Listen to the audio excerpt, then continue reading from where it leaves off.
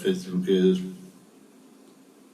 যারা আজকে এসেছেন আমার লাইভ শো দেখার জন্য, তাদেরকে সবাইকে শুভেচ্ছা জানাই।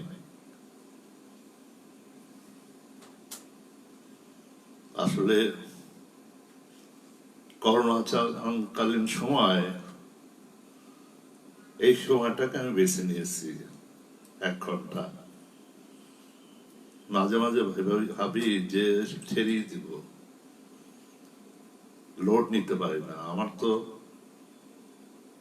আর লোড সবসময় কথা বলতে ইচ্ছা করে। আগে তো সবসময় কথা বলতাম, বকবক করতাম, অনুষ্ঠানে যেতাম। এখন তো আর সেই জিনিসগুলি নাই। ঘরের মধ্যে বন্দি। অনেকে বলে ছাদের উপরে যান, ছাদে যাওয়া রেস্ট্রিকশন। ছাদে বাতাস খেতে পারবো, হাঁটতে পরে ভালো লাগবে, প্রকৃতির দৃশ্য দেখবো, কিন্তু সবই নিষেধ। ঘরের মধ্যে যে হাঁটাহাঁটি করব, শরীর চলে না, এটি একটা অসুখ। কিন্তু জোর করে যদি উঠি, সেটা হয়তো উঠা যায়, কিন্তু পরবর্তীতে কি হবে, এটা রেজাল্ট কি আমি জানি না। হঠাৎ করে ডায়াবেটিস বেড়ে গেল, যাই হোক, ডাক্তারের সাথে আলাপ করে ইনসুলিনের পরিমাণ বাড়িয়ে দিলাম 24 আর 20। এখন দেখি মোটামুটি একটু ঠিক আছে। ভাত খাওয়া একেবারেই ছেড়ে দিলাম। ডাক্তার একটা ডায়েট দিল, ওর বাবাকে খাওয়াতো, বললো যে আপনি এটা খান, জাস্ট ইয়ের মতো, ইনশিওরের মতো। যাই হোক, তবু উঠলাম। আমি তো আরো নানান রকম সমস্যা হয়, ইন্টারনেট থাকে না, ইন্টারনেট মাঝে মাঝে চলে যায়। লোক আসার কথা ছিল, আসে নাই। আর এমনি তো ঈদের ছুটি। শফিকুল ইসলাম বলে যে ভাই করে ভালা, আল্লাহ ভরসা। সেই ভরসা ভেবেছিলাম যে কিছু টাকা দিয়ে এমবি কিনবো কিনা। টাকা দিয়ে এমবি কিনবো, এমনি যেভাবে করতেছি, আবার টাকা এমনিতে টাকা খরচা হয়। আমার ইলেকট্রিক বিল খরচা যায়, ব্যাটারি চার্জ করতে হয়, তারপর যদি আবার এমবি কিনি, তাহলে তো আমি শেষ। একেবারে ফতুর তো হয়ে গেছি, আরো ফতুর হতে হবে। এই চিন্তা থেকে মাঝে মাঝে একটু লেখি, যে মানুষ দেখি কি ভাবে। ভিতরে তো অনেক কথা আসে, অনেককে আমি হারিয়েছি। একজনের বই হয়তো খুঁজে পেয়েছি, তাকে হঠাৎ করে মেসেজ করছি, এখন মেসেজে রিপ্লাই দিতে দিতেই তার 5-6 দিন। তারপর দেখি পরে আবার বই খুঁজলাম, আজকে দেখি যে বইটাই খুঁজে পাচ্ছি না, কোথায় লুকিয়ে আছে। কালকে হঠাৎ করে চিন্তা করলাম, আমি সবসময় যেটা অনেক আগে করি, তো মানে একটা অ্যাডভার্টাইজের মতো, যে পরিচিতি দিয়ে, যেমন শফিকুল ইসলামকে চিনে কারা? তারা কারিতাসের লোকরা চিনে। আর যেহেতু সে গাংচিলের সাথে সংযুক্ত, এই হিসাবে তাকে কিছু চিনে, তো ওইভাবে ব্যাপক পরিচিত না। কিন্তু আমার সাথে যারা আছে, তারা তো বিভিন্ন দেশে বিদেশে, সবাই, তাই না? এখানে যেমন এসছে, বলে রিনা তালুকদার। আমি রিনা তালুকদারকে বললাম যে তোমার বই আছে, বইটা আমি খুব যত্ন করে একেবারে যাতে দেখতে পারি আর খুঁজতে না হয়, আমি বের করে রেখে দিচ্ছি। চাষা নজরুলের বই বের করে রেখে দিচ্ছি, কিন্তু ওদের খবরই নাই। আমি বলি যে তোমাদের সংক্ষিপ্ত পরিচিতটা একটু দাও, তোমাদের কবিতা নিয়ে। এই জিনিসটাও বোঝাতে পারি না। আসলে সবাই আমরা এত ব্যস্ত, এই করোনা ভাইরাস যে কিভাবে আমাদের সবাইকে একজন থেকে একজনকে বিচ্ছিন্ন করে নিচ্ছে। আর এটাও হইতে পারে যে ফেসবুকের এখন ওই সবার জিনিসটা দেখায় না, নোটিফিকেশন সবারটা আসবে না। যারা খুব ক্লোজ, যারা আমার কবিতা শেয়ার করে, বাই করে, তাদের এটাই নোটিফিকেশনটা আসবে। আমার যেটা মনে হয় ফেসবুকের এটা কারণে আমরা সবাই একজন বিচ্ছিন্ন হয়ে যাচ্ছি। আজকে শেখ শফিকুল ইসলামের যদি পরিচয় দিতে যাই, হ্যাঁ, যদিও সেই পরিচয়টাও দিতে পারেন, আমি বলেছিলাম যে পরিচয়টা দিবেন। পরিচয়টা না দিলে হয় কি, ও লিখে দিছে, সেটা আমি হয়তো সেভ করতে পারিনি, যার জন্য ওটা আমি ফেসবুকে শেয়ার করেছি। তার পরিচিতিটা হচ্ছে 1965 খ্রিস্টাব্দে 24শে আগস্ট লক্ষ্মীপুর ভাটাপাড়া রাজশাহী মহানগরী রাজশাহীতে এক সম্ভ্রান্ত মুসলিম পরিবারে জন্মগ্রহণ করেন।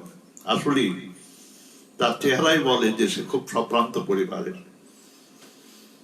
তার পিতার নাম মৃত রিয়াজউদ্দিন শেখ, মাতার নাম মোসাম্মেদ সকিনা বেগম।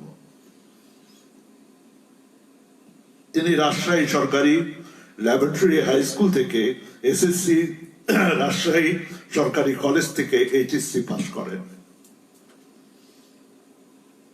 1983 সালে রাজশাহী বিশ্ববিদ্যালয় থেকে হিসাব বিজ্ঞান বিকম অনার্স এবং 1987 সালে একই বিশ্ববিদ্যালয় থেকে হিসাব বিজ্ঞানে সাফল্যের সাথে সামাজিক ও সাংস্কৃতিক কর্মকাণ্ডে জড়িয়ে পড়েন।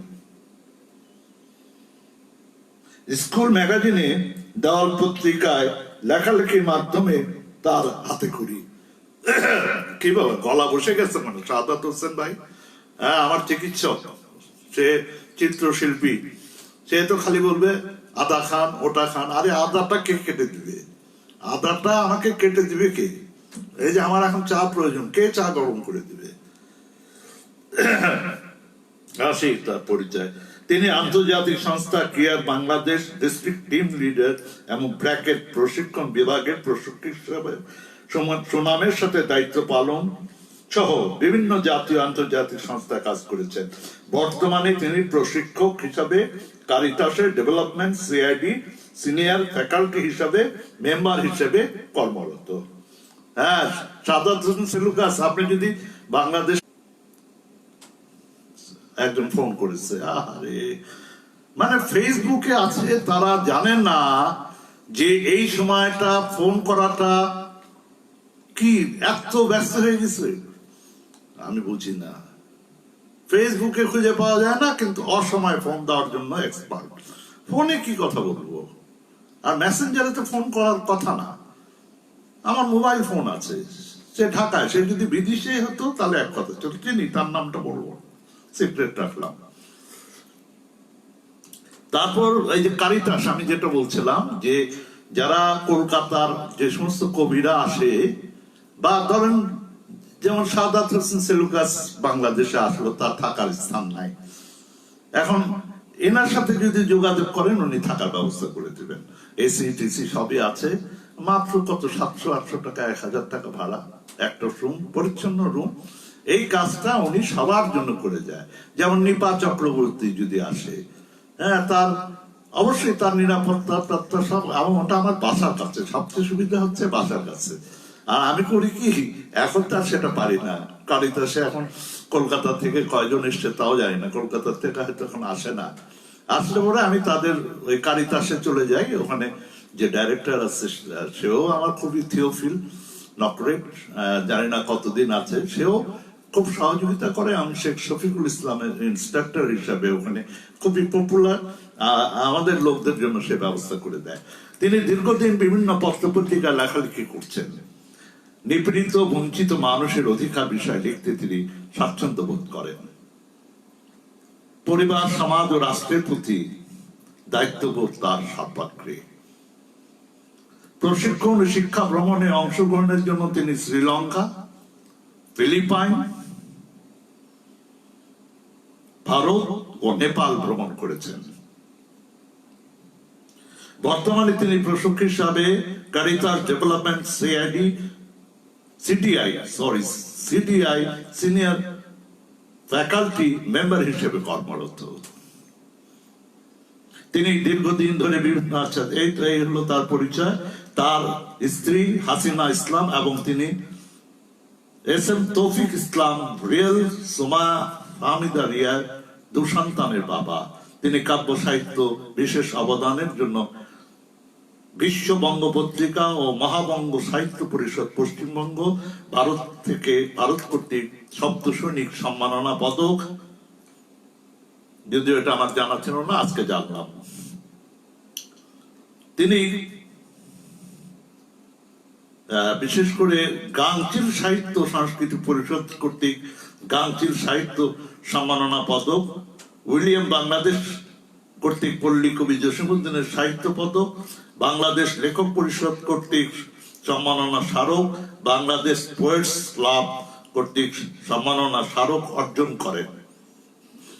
তার প্রকাশিত কাব্যগ্রন্থ সোনালী আকাশ 2017, প্রশিক্ষক বিষয় গ্রন্থ প্রশিক্ষকের বিচিত্র গেমস 2011, যৌথ কাব্যগ্রন্থ ছন্দে ছন্দে বাংলাদেশ 2014, সন্ধ্যা তারা 2015, স্বাধীন জীবন 2015, ছন্দে প্রতিবাদ 2016 ও আত্মার মুক্তি 2017 প্রভৃতি তার বৃষ্টি স্নাত রমণী ও মুক্তিযুদ্ধের শিশু সহ আরো কয়েকটি বই প্রকাশের পথে রয়েছে। তিনি গাংচিল সাহিত্য সংস্কৃতি পরিষদের ঢাকা জেলার শাখা সাধারণ সম্পাদক। এই গাংচিল আমার অনেক পরিচিত, অনেক আমার পরিচিত কবিরা আছে এবং এটার যে পরিচালক তাকে আমি চিনি। তারপর হচ্ছে এই তার এটা লিখেছে হচ্ছে জেলা জজ গণপ্রজাতন্ত্রী বাংলাদেশ সরকার মহাসচিব কেন্দ্রীয় কমিটি গাংচিল মিস্টার মোহাম্মদ আলী, মিয়া মোহাম্মদ আলী। যাই হোক, তার পরিচিতি পেলেন। যদি লিখে দিত আমার জন্য একটু কষ্টটা কম হতো। এখন চলে আসি তার কবিতায়। আয়শা মুন্নি এসছে। আয়শা মুন্নি হচ্ছে সিলেটের। কিভাবে এরা পরিচিত হয়েছে আমি জানি, সব মনে থাকে না।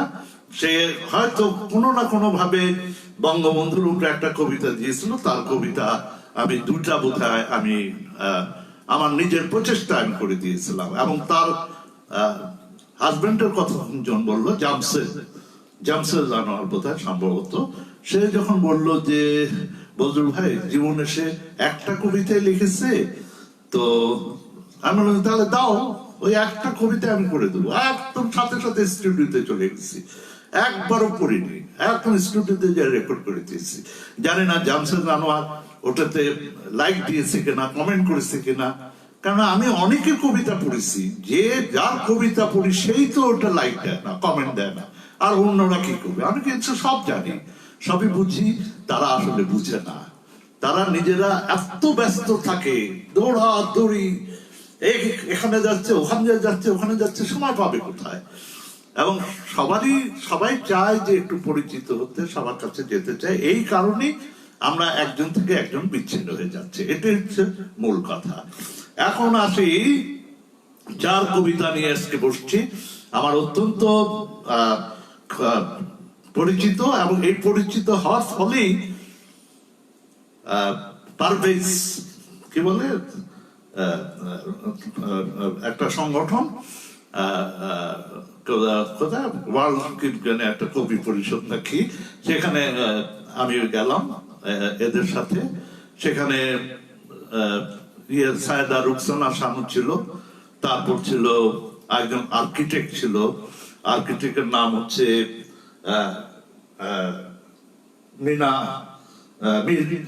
মীর জাহান। তার কবিতা পড়েছি, ইসলামিক কবিতা টবিতা প্রচুর লিখেছে। আমার শেষ পর্যন্ত ওর কবিতাও করে দিয়েছি, বেশ কয়েকটা করেছি। এইভাবে পরিচিত সবার সাথে। সৈয়দ মাজারুল পারভেজের নেতৃত্বে আমরা গিয়েছি। সেখানে সৈয়দ রুকসানা শানু থেকে শুরু করে জসীমউদ্দিন ভূঁইয়া, আর একজন ছিল ইংলিশ কবি, নাম ভুলে গেছি, সে পিএইচডি করেছে এবং বিদেশে প্রচুর প্রচারিত। আমাকে বললো যে বদরুল ভাই আপনি কেমন আছেন? আমি তুমি ফেসবুকে আসো, ফেসবুক আছে বোধহয়। সে বলে যে জানেন আমাকে এখন বিভিন্ন দেশে বিদেশে সাংঘাতিক, আমি তোমার নামই দিতেছি ইংলিশ কবি। আমি তো ইংলিশ বুঝি না, তবে আমি বলেছি তোমার কবিতা দিও, আমি পড়ে দেবো, তুমি ইংলিশ দাও, বাংলা দাও, আমি পড়ে দেবো। এখন চলে আসি, অনেকক্ষণ সময় নিলাম, কারণ একটু কথা না বললে ভালো লাগবে না। খালি কবিতাই তো সব না, কিছু কথা বলতে হয়, কিছু আনন্দের কথা বলতে হয়, সুখের কথা বলতে হয়, কষ্টের কথাও বলতে হয়। এইসব শেয়ার করলে মনে একটা অন্যরকম একটা আসে, যার ফলে এটা প্রত্যেকটা মানুষের প্রয়োজন। টিভি টিভি আমি দেখি না, যদি টিভি দেখলে হয়তো আমার ভালো হইতো, কারণ টিভি আমার ওয়াইফ সে দেখে, সে অসুস্থ, তার তো একটাই, আমি তো তবু বক বক করি, তার তো কিছুই নেই, কিছুই নেই, কি করবে? তো এই হলো ব্যাপার। আসি, কবিতার নাম হচ্ছে অপেক্ষা। এটা একেবারে নতুন কবিতা, হয়তো সময় পাচ্ছে না কবিতা লেখা, নতুন কবিতা, যার জন্য এটা আমাকে ইনবক্সে দিয়েছে। তার 2টি বই আছে, আমি পরে বলছি। কবিতাতে চলে আসে অপেক্ষা। এসো আরো কিছুদিন দূরে দূরে থাকি, তবু তোমার কাছাকাছি আছি। অনাগত দিনের আলোর অপেক্ষায় আজ রয়েছি আমরা সবাই। দেখেন, এখানে কবি বলে দিচ্ছে, এসো আরো কিছুদিন দূরে দূরে থাকি। জানি না এই দূরে দূরে কতদিন থাকতে হবে, তবু তোমার কাছাকাছি আছি। অনাগত দিনের আলোর অপেক্ষায় আজ রয়েছি আমরা সবাই। গভীর অন্ধকার রাত্রি শেষে নতুন সূর্য একদিন উদিত হবে। সেদিন না হয় আমরা হাতে হাত ধরে বন বানানি এলোমেলো পাহাড়ি পথে হারিয়ে যাব। আশার বাণী শোনাচ্ছে, ভালোই লাগছে আমার। তারপর আসি, লাল পেরে সাদা শাড়ি পরে কপালে দিয়ে লাল টিপ, তুমি আসবে আগামী বৈশাখী মেলায়। সেদিন না হয় নাগর দোলায় থাকবো তোমার পাশাপাশি, ছুঁয়ে দিয়ে হৃদয়। আসলে এই যে একটা রোমান্টিক ছোঁয়া, এই যে কবিতার মধ্যে যে সে তার নাগরতলা ঝুলবে না। বৈশাখী মালা যে যে কারো জন্য সে লাল পেরে শাড়ি পরে আসবে, কপালে লাল টিপ দিয়ে তার অপেক্ষা থাকবে, সেটা কখনই থাকবে না। এটা তার একটা স্বপ্ন বা একটা ছবি এঁকে এই কবিতাটা লিখেছে, চমৎকার হয়েছে, খুবই ভালো লেগেছে। এবার আসি তার কবিতায়। তার কবিতায় আসার আগে আমি বইয়ের নামটা বলছি। তার আজকে 2টি বই আমার কাছে আছে। ভালোবাসার রাজপ্রাসাদ, এটা সম্ভবত অনেক আগের দেওয়া।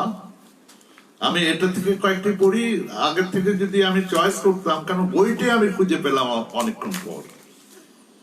আমি তো খুব টেনশনের মধ্যে ছিলাম যে বই যদি না পাই তাহলে আমি কিভাবে পড়ব। আমাকে তো ইনবক্স কবিতা দেয়নি, একটা কবিতা দিয়ে কি আমি লাইভ করবো 1 ঘন্টা?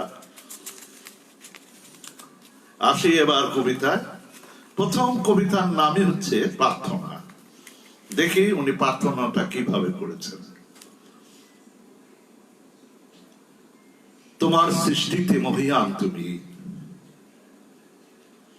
আমরা অধম মানব জাতি। গুনার বোঝা মাথায় নিয়ে তোমার সমীপে যাচি মিনতি। মহাবিশ্বের সৃষ্টির তরে অহনিশ্ব করে যাচ্ছি অপব্যবহার। তবু মোদের রেখেছ ধরায় সুস্থ জীবন দিয়ে উপহার। তোমারই সকাশে করি মোনাজাত, হে খোদা মোরা গুনাহগার। রহমত নাজিল করো মোদের রোজ হাসরে হইতে পারো। এই যে প্রার্থনা, এই প্রার্থনা শুধু শেখ শফিকুল ইসলামের না, এই প্রার্থনা প্রত্যেকের।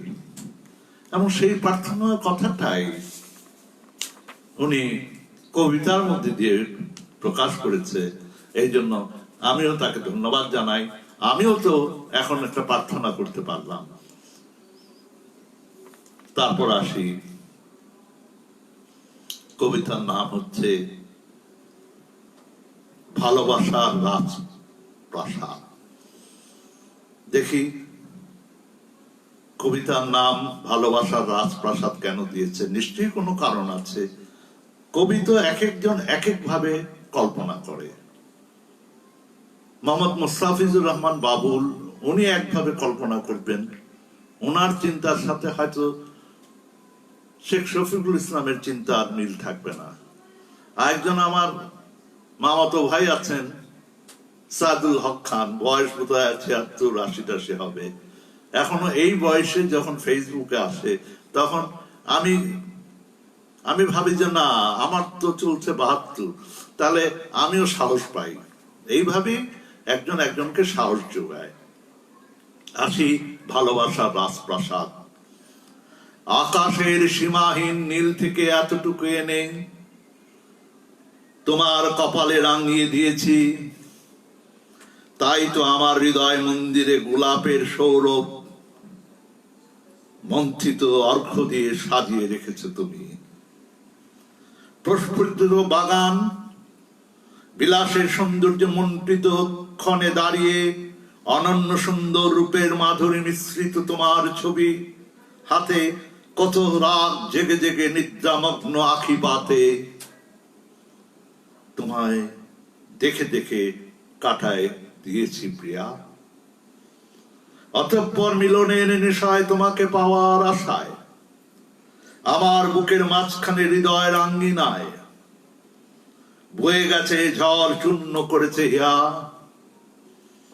দুর্বার আকর্ষণে আমার হৃদয় আসনে বসিয়ে রেখেছি তোমায়। তোমার ভালোবাসার রাজপ্রাসাদে একমাত্র রাজা করে রেখে দিয়েছ আমায়। চমৎকার। বাসন্তী দাস এসে গেছে কলকাতা থেকে। এই যে বাসন্তী দাস আজকে যার কবিতা পড়ছি, আমি বলবো হ্যাঁ, তাকে ফেসবুকে অ্যাড করা দরকার। কারণ বাংলাদেশে যদি আসতে হয়, ঢাকায় যদি অবস্থান করতে হয়, তার কারিতাসের ব্যবস্থা হয়ে যাবে। আমার বাসার কাছেই মালিবাগ। হ্যাঁ, আমার অনেকে কলকাতা অনেকে আছে, অনেক কবিরা চিনে এই শফিকুল ইসলামকে। আমি তাদেরকে দেখি যে শফিকুল ইসলাম কোনো বিরক্ত হয় না, খালি থাকলেই অবশ্যই ব্যবস্থা করে দেবে। তারপর আসি মিনু কোরাসি, বৃষ্টি রানী। 1 বছর সে আগের থেকেই বন্দী ছিল। আমার অত্যন্ত প্রিয় কবি তপন সম্প্রতি, যে তপন সম্প্রতির বই আমি শফিকুল ইসলামকেও দিয়েছি। আমি সেই কি বলে মাজারুল পারভেজের সংগঠনের যারা যারা গিয়েছিল আমার সাথে, এবং আমার সাথে ইয়েতেও গিয়েছিল, কি বলে বিভিন্ন জায়গায়, কলকাতা বিভিন্ন জায়গায় শান্তিনিকেতনে গিয়েছিল, আমি তাদের সবাইকে তপন সম্প্রতির বইটা আমি তাদেরকে দিয়েছি এবং তাদের সাথে ফোনে কথা হয়েছে, তখন বেঁচে ছিল। যাই হোক, আজকে তো মিনু কোরাসি আসলি কেন জানি আমার তপন সম্প্রতির কথা মনে হয়। এবার আসি ভুলুণ্ঠিত মানবতা। এক সময় সাহিত্যের লীলাভূমি আরাকান, 1000 বছর ধরে সেখানে বসবাস যাদের, বর্তমান নাম যার রাখাইন রাজ্য,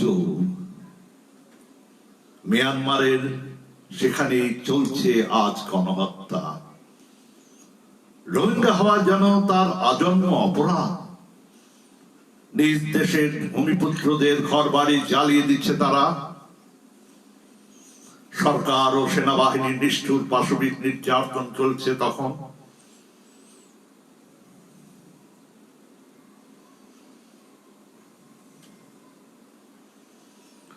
মা বোনদের দর্শন করে ছুড়ে ফেলছে তারা। নাফ নদীতে প্রবাহিত হচ্ছে রক্তাক্ত স্রোতধারা। লক্ষ লক্ষ নারী, শিশু, বৃদ্ধ, বৃদ্ধা নেমেছে ঢল। নাফিক থেমে গেল অনেকের জীবনের কল, অথচ তারা ছিল খেটে খাওয়া শান্তিপ্রিয় মানুষ। অহিংসা পরম ধর্ম, বৃদ্ধের বুদ্ধের এই বাণীকে তারা করেছে পদতলিত। মানবতা ভুলুণ্ঠিত, নির্যাতনের কষাঘাতে কারাগারে বন্দী শরণার্থী নামে বাংলাদেশে খাদ্য বস্ত্রের হয়তো সাহায্য তারা পাবে, কিন্তু বিশ্ব বিবেক আজ বন্ধ কেন রোহিঙ্গাদের পাইয়ে দিতে তাদের স্বদেশ ভূমির অধিকার?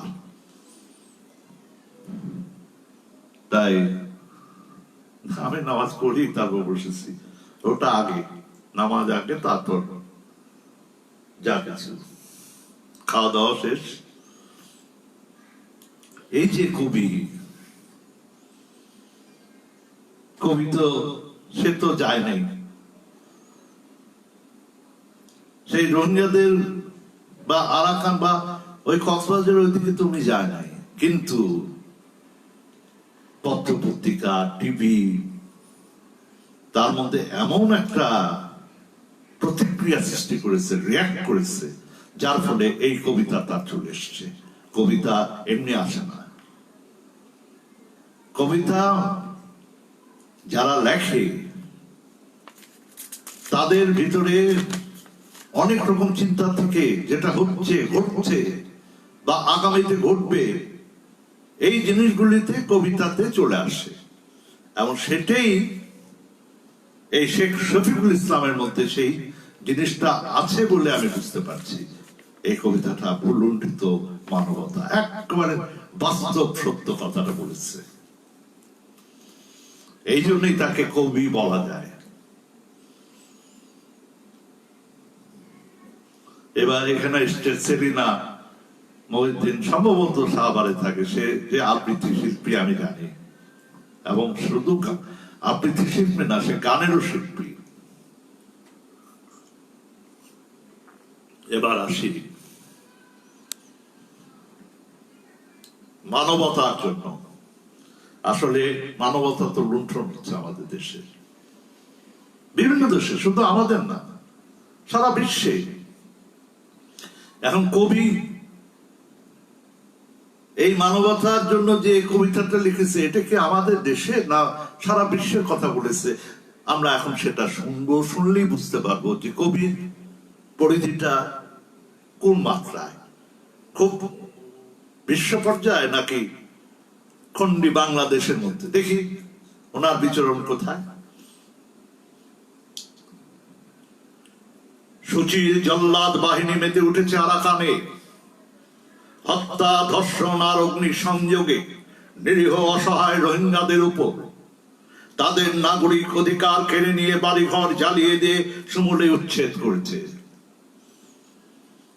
শরণার্থী হয়ে আজ তারা ঝুঁকিপূর্ণ কঠিন বিপদের সম্মুখীন। তারা সহায় সম্বল সবকিছু হারিয়ে আজ দিশেহারা বাংলাদেশে আশ্রয় পেয়ে তারা কিছুটা হলো স্বস্তির নিঃশ্বাস ফেলেছে। আশায় বুক বাঁধছে, একদিন না একদিন মাতৃভূমিতে ফিরে যাবে তারা। তাদের ভাগই শিশু, নারী ও বৃদ্ধ। এমত অবস্থায় বিশ্ব বিবেক আজ অন্ধ, বধির হয়ে রয়েছে। স্বাধীনতা যুদ্ধে পাক হানাদার হত্যা নির্যাতনের হাত থেকে রক্ষা পেতে আমাদের দেশে 2 কোটি মানুষ ভারতে আশ্রয় নিয়েছিল। সিরিয়া থেকে লক্ষ লক্ষ মানুষ ইউরোপে শরণার্থী হয়েছে। সেই জন্য অশুভ প্রপাগান্ডা চালিয়ে অসহায় রোহিঙ্গাদের আমরা যেন বাঘের মুখে তুলে না দেয়, তাদের আশ্রয় দেওয়া আমাদের নৈতিক দায়িত্ব। জাতিসংঘ সহ বিশ্ব নেতাদের উপর চাপ প্রয়োগ জরুরি। এক্ষেত্রে আমাদের দেশকে অগ্রণী ভূমিকা নিতে হবে, তাহলে আশু সমাধান হবে বলে সচেতন মহলের ধারণা। এখানে কবি খালি সমস্যার কথা বলেনি, খালি রোহিঙ্গার সমস্যার কথা বলেনি, এবং কি করতে হবে সেটাও বলে দিয়েছে। কি বলেছে? জাতিসংঘ সহ বিশ্ব নেতাদের উপর চাপ প্রয়োগ জরুরি।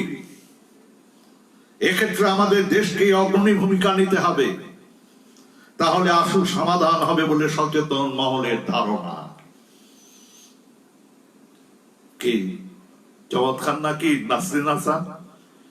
চমৎকার ভাবে কবিতার কথা মালা দিয়ে সে কবিতা লিখে ফেলেছে না? খালি চাঁদ, সূর্য, আকাশ, বাতাস নিয়ে লিখলে হবে? এইসব তো লিখতে হবে, তাই না? তো এবার দেখি সে আকাশের কান্না। আকাশের আবার কান্না আছে নাকি? দেখি কি বলতে চাচ্ছে কবি। কবি অনেক কিছু পারে। মা গো আমায় বলতে পারো আকাশ কেন কাঁদে?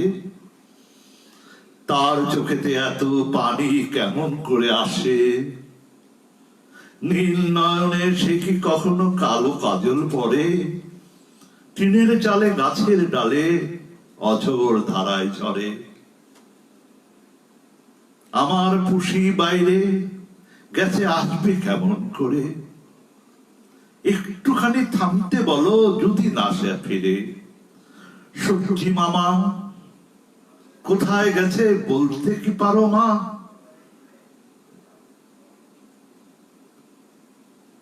তার আশাতে গুনছি যেদিন বাজলো এবার 12। এই যে সূর্যি মামা, এসব তো মানে দেখেন কিভাবে সে এই যে আকাশ বৃষ্টি ঝরে সেটাই আকাশের কান্না বলেছে। এটা একেবারে যারা একেবারে জন্মগ্রহণ পর শিশু বয়সে এই কথাগুলি মনে হয়, সেটা এই কবিতার মধ্যে ফুটিয়ে তুলেছে। এই জন্যই সেও একজন কবি। কবিতা আর এমনি হয় না। আমি তো কখনো কবি হব না, আমি তো লিখতেই পারি না, এক লাইনও লিখতে পারি না। কি লিখি, বানান হাজারটা ভুল হয়, কোনো মিল নাই নাই, কি অবস্থা। আচ্ছা, এবার আসি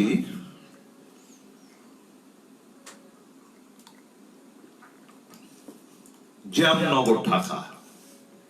ঢাকা থাকে তো, ঢাকায় সম্ভবত মিরপুরে থাকে বোধহয়। আর আমি তো শান্তিনগরে, মালিবাগে প্রচুর জ্যাম হয়, প্রচুর প্রচুর।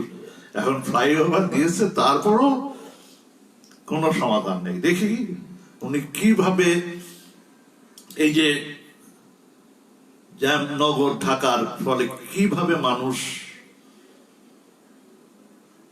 মানে কষ্ট পাচ্ছে, সেই কথাই বোধহয় কবিতার মধ্যে এসছে। আগে পিছে ডানে বামে অগণিত গাড়ি, মাইক্রো কার, জিপ, বাস, রিক্সা, ভ্যান, ঠেলা, কতই না মনোহারী এ যেন এক গাড়ির মেলা। সে মেলার কর্তাবাবু ট্রাফিক মহাশয়, যাত্রীরা হেথায় জিম্মি, প্রসূতি মাতার প্রসব বেদনার ছটফটানি শুনি। মুমূর্ষু রোগীদের আর্তনাদ শোনা যায় হেথা, অফিসগামীদের দেরিতে হাজিরার টেনশন, আবার হেল্পার কন্ট্রাক্টরের চিৎকার। বাসের গায়ে হস্তের কর্কশ ধ্বনি, যাত্রীর সাথে সুপারভাইজারের ভাড়া নিয়ে বাক বিতণ্ডতা, অতিরিক্ত জ্যামের যাত্রীর হুঙ্কার, মহিলা সিট পুরুষের দখলে থাকার প্রতিবাদে নারীর ধিক্কার। একদম বাস্তবতা তুলে ধরেছে। 10 টাকার মানে নয় টাকার ছাড়, হকারের আওয়াজ, অতিরিক্ত যাত্রীর চাপে গাড়িতে উঠতে না পারার ধাক্কা, লোকাল বাসে উঠেও নেই রক্ষা, ঠাসাঠাসি করে দাঁড়িয়ে থাকা বাসটি যেন একটি বস্তা। সিটের যাত্রী মহাভাগ্যবান, গায়ে স্পর্শে বিরক্তি প্রকাশ, দাঁড়ানো যাত্রীর প্রতি উত্তরে গোলমাল, সিটিং গাড়িতে স্ট্যান্ডিং এর আধিক্য, যাতায়াতে নষ্ট 4-5 ঘন্টা, কাজের অগ্রগতি যায় থমকে, উন্নয়ন বাধাগ্রস্ত হয়। কখনো ট্রাফিক সিগন্যাল, কখনো বা লম্বা জ্যাম অজানা কারণে ঘটে। মন্ত্রী মিনিস্টার শাহী মেহমান যখন যে পথে যায়, তখনই সেই রোড হয় ক্লিয়ার। ঘন্টার পর ঘন্টা দাঁড়িয়ে থাকতে হয় সাধারণের, কত সম্ভাবনা মনায় প্রাণ যায় গাড়ির ধাক্কায়, কতজনের মনে গেঁথে রয়েছে মরণ ব্যাধি, অনেকের বিকলাঙ্গ হয়ে কাটাচ্ছে অসহায় জীবন আমাদের এই জামনগর ঢাকায়। পানির নিচে রাস্তা ভালো, সাইনবোর্ড থেকে হাসি পায়, নোংরা পানিতে হেঁটে ঘাপ পাত্রায় মানুষ কত অসহায়। চিকনগুনিয়ায় নিদারুণ কষ্ট যার হয়েছে সেই জানে, এত কিছুর পরও প্রশাসনের যায় না কেন কানে। এই যে সমস্যার কথাটা এই যে কবিতার মধ্যে ফুটিয়ে তুলেছে, কিন্তু এটা তো যারা প্রশাসনে তাদের কর্ণপাত হয় না, তারা তো শোনে না। তাদেরকে শোনানোর জন্য তো ব্যবস্থা করতে হবে, এই জন্য তো কবিতা বিভিন্ন জনের কণ্ঠে করাতে হবে। এই কবিতাগুলি ছড়িয়ে দাও, ছিটিয়ে দাও, মানুষকে জাগ্রত করো যে আমাদের দেশে এখনো রাস্তাঘাটের সমস্যা হয়নি, এখনো যানজট, এখনো 3 মাইল যেতে লাগে 7 ঘন্টা, 3 ঘন্টা আমি উত্তরে যাব, অন্তত 5-6 ঘন্টা লাগবে। কেমনে হয়? এইভাবে দেশ চলতে পারে? গাড়ির উপর তো গাড়ি যেতে পারবে না, গাড়ি থমকে যায়। কিন্তু এটা সমাধান কেন হচ্ছে না? আমরা কি সেই সমাধানের পথ খুঁজে বের করেছি? কখনো না। কিন্তু কবি এখানে একটা জিনিস বলেছে যে এত কিছুর পরও প্রশাসনে যায় না কেন কানে। কিন্তু এখানে হয়তো কবি তার দৃষ্টিভঙ্গিতে, সে যদি ইঞ্জিনিয়ার হতো, সে হয়তো বলে দিত যে এইভাবে রাস্তাটাকে ঠিক পথে করলে এটা এইভাবে আমরা যানজট থেকে মুক্ত হতাম। তো এই হলো ব্যাপার। আসি, ভাই হাফিজ ভাই এসছেন, রংপুর বাড়ি আমার, অত্যন্ত রংপুরে বোধহয় 56-57 দিকে আমরা ছিলাম। আমার বাবা ছিল, আব্বা ছিল তখন পুরা রাজশাহীর রিজনাল কন্ট্রোলার, এর সাথে পাশে পাশে ছিল। এই কথাগুলি মনে পড়ে যায় রংপুরের কাকু দেখলেই। সেই হাই হাফিজ, তার হাই হাফিজের কবিতা মনে হয় এখনো পড়িনি, কবে পড়বো আমি জানি না, পড়েছি কিনা আমার খেয়াল পড়ছে না। যাই হোক, পড়ে না থাকলে পড়বো, আর না পড়ে থাকলে তো অবশ্যই খুব তাড়াতাড়ি হাই হাফিজের কবিতা নিয়ে আসবো। সেটা যেদিন ঘোষণা দেওয়া আছে সেদিনই হবে। তবু তুমি এলে না, তবু তুমি এলে না। কাল সারা রাত জেগে জেগে তোমার স্বপ্ন আবেশে অপেক্ষায় প্রহর গুলো মরিচিকাপূর্ণ হলো, তবু তুমি এলে না। রাতের নিস্তব্ধতায় প্রহরীরাও জেগে ঘুমায়, শুধু আমার দুটি আঁখি পাতে ঘুম এলো না। ঝিঝি পোকার সুরের টানে বুকের মাঝে আঘাত টানে, জোনাকিরা ভিড় করেছে আলোর মিছিলে, রাস্তায় ল্যাম্পে পোস্টগুলো নিঃসঙ্গে দাঁড়িয়ে রয়েছে। কিন্তু তুমি বিনে আমার একাকী জীবন কাটে না, তবু তুমি এলে না। পাড়ার কুকুরগুলো ঘেউ ঘেউ শব্দে, চোরেরা হয়তো পালিয়ে বেঁচেছে, শুধু আমার বাঁচার স্বপ্ন পূরণ হলো না। তবু তুমি এলে না, তবু তুমি এলে না। প্রকৃতির কোলে নীল অবনী ঘুমিয়ে পড়েছে, দূর গগনের তারারা মিলিয়ে গেছে, ভোরের সূর্য সোনালী আবির রাঙিয়ে দিয়েছে, শুধু আমার হৃদয় আলো জ্বলল না। তবু তুমি তো এলে না, তবু তুমি এলে না।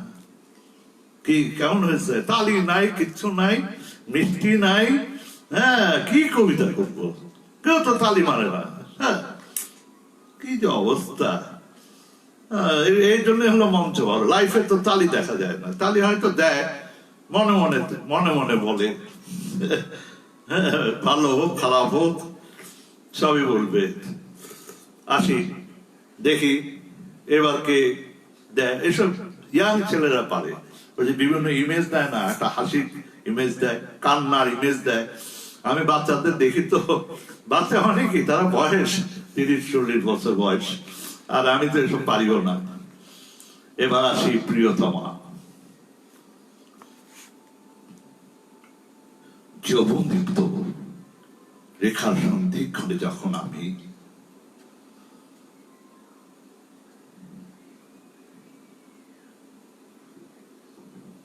উদ্বিগ্ন যৌবনা এক তরুণী চুপি চুপি কাছে এসে বুকের মাঝে আলিঙ্গন হৃদয়, তখন হয়ে যায় মন বিনিময়। সে তো আমার প্রিয়তমা, প্রিয়া নামে তাকে ডেকেছি কত, যার প্রেরণায় আখের সংসার নামক যন্ত্রের চাকায় আজও উদ্ভূত হয় হৃদয়। মনের গহীনে খুঁজে পায় এক অনাবিল সুখানুভূতি। জীবন সঙ্গিনী সে তো রবে নীরবে রয়েছে ধরায়, জীবন সঙ্গিনী সে তো রবে নীরবে রয়েছে ধরায়। আচ্ছা, শেখ শফিকুল ইসলামের পরিবারের সদস্যরা শুনছে, তার মানে ভাবি শুনছে, তার মেয়েরা নিশ্চয়ই শুনছে, ছেলে শুনছে। আর যদি বড় টিভি থাকে তাহলে তো ওখানে খুব ভালোভাবে দেখা যাবে। টিভি, আজকালকার টিভি হচ্ছে, ওটা কি বলে, কি টিভি যিনি বলে, ওটা আমারটাও দেখা যায়। আমি ওখানে আমার ইউটিউবে যত আসে, আমি আমার নাম সার্চ দিলি ওটা চলে আসে, বড় দেখা যায়। ফেসবুক তো ছোট্ট একটা মোবাইল, কম্পিউটারেও কিছু দেখা যায়, কম্পিউটারে তো দেখা যাবেই, কিন্তু সবচেয়ে ভালো দেখা যায় টিভিতে। পুরা পরিবারটা যদি আমাকে যদি এরকম কেউ ছবি দিতে পারতো যে আজকের এই লাইভ অনুষ্ঠানটা, ওই টিভির নামটা কি বলে, স্মার্ট টিভি, ওখানে বসে বসে আমার এই ফেসবুকের লাইভটা দেখছে, তাহলেও তো একটা মনে আনন্দ হতো যে যাক, আমি যে লাইভ করছি এটা অনেকে দেখছে, বড় টিভিতে দেখছে। জানে না, সেই সৌভাগ্য হয়তো হবে না। নৌকা ভ্রমণ, আরে বাবা, সাঁতারই আমি জানি না, উনি নৌকা ভ্রমণ করে বেড়ায়। দেখি কবিতায় নৌকা ভ্রমণ কিভাবে করেছে। পদ্মার স্নিগ্ধ সমীরণে আজি প্রাণ ছুঁয়ে যায়, নৌকা ভ্রমণের অনাবিল আনন্দে মোহনীয় মনে, সন্ধ্যা লগ্নে পরিজন শনে স্মৃতিময় রবে এই দিন।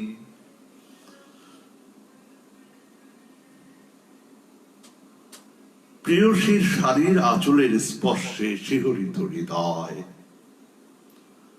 নদীর স্বচ্ছ জলে সিক্ত করেছি করপদতল, সে জলের শান্ত ধারায় সকলই আত্মহারা। বালুচরে কখন যেন ভেঙে গেছে খেলাঘর, সন্ধ্যা ঘনিয়ে এলো, তড়া করে বাড়ি ফিরে চল। তারপর চলে আসি, হ্যাঁ মালিক মাহমুদ, কি সব লিখছো, হায় হায় মালিক মাহমুদ, এইসব লেখো কেন, এইসব লিখে খাওয়া আমাদের তো সবাই জানে আমি কবিতা পছন্দ করি, বই দেয় সেই প্রয়োজন বোধ থেকে আমি এটা করি। কে কি দিল সেটা বড় কথা না, বড় কথা হচ্ছে যে আমি বলি না যে মাঝে মাঝে সব হারিয়ে যায়, আসলে হারিয়ে কেন যায়, এই যে করোনা ভাইরাস এটার জন্য দায়ী। করোনা ভাইরাস আমাদেরকে বিচ্ছিন্ন করে দিচ্ছে। হ্যাঁ, আর পাখি, আমি তো সবাইকে বলি পাখিরা আসে, পাখিদের কাজ হয়ে যায়, আবার পাখিরা উড়ে চলে যায় তাদের গন্তব্যস্থলে, তাদের বাড়ি ঘরে চলে যায়, তাদের কর্মস্থলে চলে যায়। এটা স্বাভাবিক, এটি আমি স্বাভাবিকভাবে মেনি। কিন্তু তারপরও আমি কিছু লেখি, যেমন ধরো আমি যদি বলি আমার যে পেট ব্যথা হয়েছে, সাথে সাথে সব ছাপিয়ে পড়বে, আমি একটু মজা পাই, আমি একটু হতাশজনক কথা লেখে মজা পাই। যখন লিখি তখন দেখি একবার সব মানুষ ঝাঁপিয়ে পড়ছে, খবরই নাই, আমার কবিতা আবৃত্তি শুনে না, কিন্তু এইসব সময় সমস্ত পারদর্শী এক একজন এক কমেন্ট করে যাচ্ছে। মনে মনে দেখি, হাসি, কষ্টও পাই, কিছু তো কষ্ট থাকবেই, স্বাভাবিক কষ্ট থাকবে। যখন আমি যেমন হোসনে আরা চিনি, সে থাকে কোথায়, সেই সুদূর কানাডায়, আমি তো জানি তার সাথে কিভাবে পরিচয় হয়েছে। আমি তো বলেছি এই কবিতার বই যেহেতু নাই, বগুড়া বাড়ি, আমার নানার বাড়ির লোক, আমি কবিতা দাও। তারপর দেখি সে একটু চিন্তা ভাবনা করলো, তারপর দেখি কবিতা দিল। আমি বললাম উদিচি করতাম, সে বললো হ্যাঁ আমিও তো উদিচি করি কানাডায়। আমি বললাম করো, আমি কিন্তু উদিচি প্রথম থেকে, আমি উদিচিতে। বলে তাই নাকি? তো এইভাবে তারপর দেখে আমার মামাতো ভাইয়ের সাথে পরিচয় আছে, সৌকত খান। তাহলে তোমার কবিতা দাও, 15টা কবিতা দাও, করে দিই। করে দিল, কিন্তু সে খোঁজ খবর নেয়, সে আমার খোঁজ খবর নেয়, কেমন আছে আমার ভাইটা, কেমন আছে। এই জিনিসটাই হলো প্রয়োজন। এই জিনিসটা কিছু তো মানুষের অভাব থাকবেই, এটা বিভিন্ন কারণে এক একজন এক ভাবে গড়ে ওঠে। আর সে যদি কানাডা থেকে আমার সাথে যোগাযোগ করতে পারে, ফোন থাকলে তো আমাকে ফোন করতো, তাই না? ওটা সম্ভব না, আমাকে আবুধাবি থেকে অমুক থেকে, কিন্তু তারা তো, তাদের তো ফোন নেই, তারপরেও যে তারা যোগাযোগ রাখে, এটা তো আমার জন্য বিরাট। এবার আসি বাবাকে নিয়ে কবিতা। আমার বাবা নেই, 90 সনে চলে গেছে দুনিয়া ছেড়ে 22শে জুলাই। বাবাকে নিয়ে কবিতা করলে আমার বাবার কথা মনে পড়ে যায়, শুধু আমার মা, সবার বাবাকে মনে পড়ে যায়। মাকে নিয়ে কবিতা করলে আমার মায়ের কথা মনে পড়ে যায়। 2003-এ 18ই জুন আমার মা মারা গেছে। একই দিন মানে 18 তারিখে 18ই জুন আমার এক ছোট ভাই মারা গেছে। 7 তারিখ আমরা 10 ভাই ছিলাম, চলে গেল পুকুরে সাঁতার শিখবে বলে, তারপর পানিতে ডুবে গেল। এবার আসি বাবা নিয়ে কবিতা। সারাদিন অক্লান্ত পরিশ্রম শেষে ঘর্মাক্ত শরীরে বাড়ি ফিরে হাসি মুখে বুকে তুলে নিতেন যিনি, বুকদার সেদিনকার চির শান্তির নীর মাখা কখনো কোনো দিনে কোথাও পাবো না যে আবার, সেই তো আমার বাবা, সেই তো আমার বাবা। অল্প কথায় কি সুন্দর ভাবে বাবাকে স্মরণ করেছে, তাই না? এটা আমার কাছে খুবই ভালো লেগেছে। আমি আমার পক্ষ থেকে শেখ শফিকুল ইসলামকে ধন্যবাদ জানাই যে বাবাকে নিয়ে কবিতা লিখেছে বলে। নিশ্চয়ই হয়তো মাকে নিয়ে আছে, আমি জানি না সেটা পড়ার সময় পাবো কিনা। আমি আজকেও আমি যখন ভেবেছিলাম যে এমবি দিয়ে করবো, কেননা আমার ওয়াইফাই মাঝে মাঝে কাজ করে না, তখন আমাকে শফিকুল ইসলামে বললো যে না, এত পয়সা খরচা করেন না, এমনি আপনি আমাদের জন্য যে কষ্ট করেন আপনি ওয়াইফাইতে করেন, আপনার বাসায় পয়সাটা ওইভাবে খরচা করেন না। আমাকে পরামর্শ, আমার সম্বন্ধে তো জানে সে, আমি কবিতার জন্য কিভাবে পাগল। কবিতাটাকে ভেবেছি যে কবিতাটাই হচ্ছে আমার জীবন। আসলে কি তা?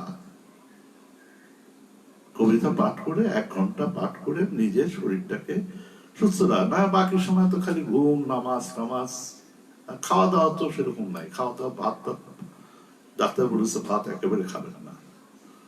এখন বিকল্প খুঁজতেছি কি খাওয়া যায়, কি করা যায়। এবার আসি প্রিয়ার অপেক্ষায়। আমার তো আর প্রিয়া নাই। দেখি কবি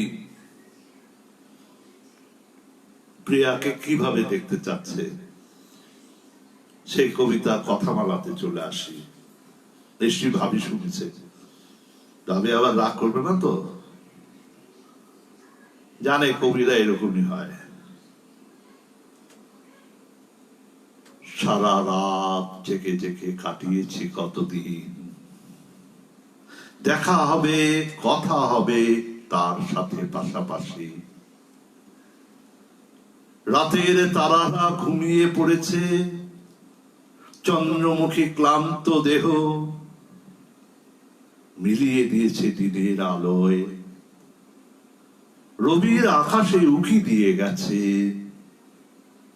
কখন যে হয়ে গেছে ভোর। প্রহরে প্রহরে মেল বন্ধনে গড়েছে ছায়াপথ, বোটানিক্যাল গার্ডেনে তোমার অপেক্ষায়।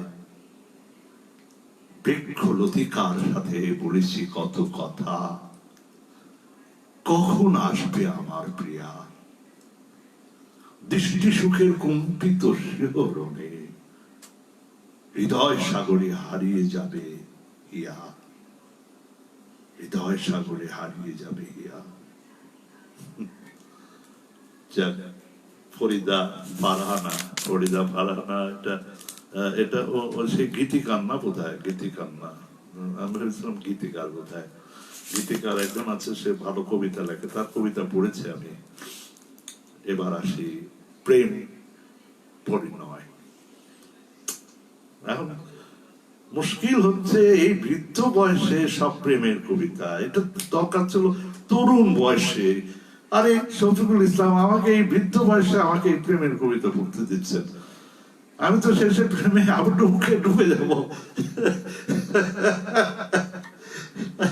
একদম সর্বনাশ, মালিক ভাই সর্বনাশ করে দিবে আমি কি, আমাকে কি প্রেমিক বানাবে নাকি? এইসব পড়লে তো প্রেম করতে ইচ্ছা হবে। আরে মুশকিল। দেখি প্রেম পড়ে নয়। প্রেয়সী,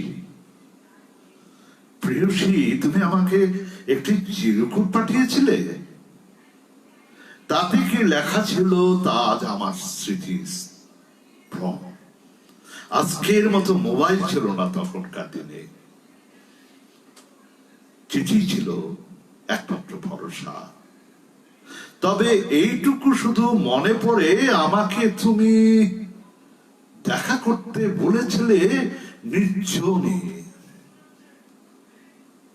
এই চিরকুটটি ছিল তোমার আমার প্রেম পরিণয় একমাত্র চিঠি। দেখাও করেছিলাম তোমার সাথে, সবার চোখে ধুলো দিয়ে এসেছিলে তুমি আমার কাছে। তোমার অনামিকায় ছিল সেদিনের বিষের অঙ্গুরি। তোমার বাবা উঠতি এক পয়সাওয়ালার সাথে তোমার বিয়ের সমস্ত ব্যবস্থা পাকাপোক্ত করেছিল। দিন তারিখও নির্ধারিত হয়েছিল। বিয়ের কার্ড ছাপিয়ে সবাইকে নিমন্ত্রণ করা হয়েছিল। এক পয়সাও রোজগারের মূলত ছিল না আমার। যথারীতি বরযাত্রী এসেছিল সেদিন, অনেক গণ্যমান্য লোকজন ছিল। তোমার বাবার আত্মসম্মানই যে বড়। তোমার ছোট বোনটি আমাকে শুধু বারবার দুষেছিল, আমার জন্য তার জীবনে অমানিসা নেমে এলো। আমি অপরাধ স্বীকার করে নিয়েছি সেদিন, কারণ আমাকে যে শোধিতে হবে প্রেমের ঋণ। বিয়ের পিড়িতে আমিও বসেছিলাম অন্য একটি বৈঠকখানায়। মাল্যদানের ক্ষণে চিমটি কেটে বলেছিলাম, বিয়ের অঙ্গুরিটি কি এখনো আছে? অস্পষ্ট স্বরে বলেছিলে তুমি, উহ উহ আছে। সে এক পরম সহানুভূতির এলাচে, সে এক পরম সহানুভূতির এলাচে। যাকে এসে যাকে বলছে অসাধারণ দাদু ভাই, যাকে এসব কবিতা পছন্দ করে ইদানিং সে ভিডিও করা, এক একটা ভিডিওতে 5,000 দেয়। আমি বললাম যে তুমি যে 5,000 দিয়ে করো, শেষে কিন্তু সামাল দিতে পারবে না, তোমার সংসারের সব টাকা পয়সা শেষ হয়ে যাবে। এখন এটা করো না, একটা করেছো, দুইটা করেছো, বাস। এত তুমি ধীরে ধীরে উঠো। তুমি দরকার পড়লে বাসায় স্টুডিও করো। তুমি যদি এসিতে থাকার অবস্থা থাকো, তাহলে তুমি এসি ছাড়া কখনো তুমি ফ্যানের বাতাস খেয়ে থাকতে পারবে না। একবার যদি উপরে উঠে যাও তখন হবে না। কাজে ধীরে সুস্থে। এখন ধরো আমি যে ভিডিও, আমি যে অডিও গুলি করি, আমি তো অডিও গুলি আমার মতো করে আমি ভিডিও বানাই। আমি কখনোই এত টাকা খরচা করবো না, কখনো না। আমার ওই পয়সা করিও নাই। তাও তো আমরা দুইজন মিলে চাকরি করছি। সংসার যে কত জটিল এটা বুঝবে। তুমি তো এখন নতুন।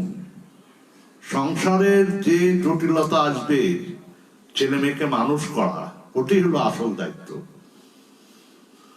তখন আমার কথাগুলি স্মরণ করবে।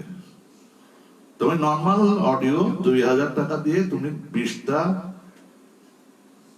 কবিতা, 10টা কবিতা রেকর্ড করতে পারবা। 30টা 3,000 টাকা দিয়েও করতে পারবা, সেটাই বেস্ট। তারপর তুমি তোমার ছবি দিয়ে, বেশি ছবি দরকার নেই। তোমার বেশি বড় বড় ভালো ভালো ছবি দিলে তখন তোমার ছবি দেখে পছন্দ করবে, কবিতা আবৃত্তি শুনবে না। তাই না? এটি হয়, এটি হলো জীবনের কথা। যাকে রুমা তুমি খুব ভালো লাগে, তুমি তোমার ইচ্ছা আছে যে আমার সাথে কবিতা পড়বে, অবশ্যই পড়বে। আমি তোমার জন্য সব সময় দোয়া করি। আমি তোমার কথা ভুলবো না, কখনো ভুলবো না। এবং তুমি যে চেষ্টাটা করছো এটাই তোমার সামনের দিকে নিয়ে যাবে। তুমি চেষ্টা করো, রেকর্ড করো, কিন্তু অতিরিক্ত টাকা খরচা করো না, অতিরিক্ত টাকা খরচা করো না। আসি জীবনের গল্প, দেখো এটা শোনো। সে তো শফিকুল ইসলাম একটু বয়স্ক লোক, তার কথাগুলি শোনো। নিশ্চয়ই কবিতার মধ্যে অনেক কথা আছে যেটা তোমার কাজে লাগবে। তুমি আমাকে দাদু বলেছো, এটা আমার কোনো বিরাট ব্যাপার। আমি জানি তুমি আমাকে কতখানি সম্মান করো। তোমার সাথে আমার একটা ছবি আছে, তুমি আমার চাইতো লম্বা। আমি বললাম যে কি ব্যাপার, আমাকে দাদু বলে, এত লম্বা। সে পা ছুঁয়ে সালাম করলো সবার সামনে। আমি কি এটা ভুলে গেছি? কখনো ভুলে নেই, কখনো ভুলে নেই। তোমাদের জন্য সব সময় আমার দোয়া থাকবে। এবার আসি জীবনের গল্প।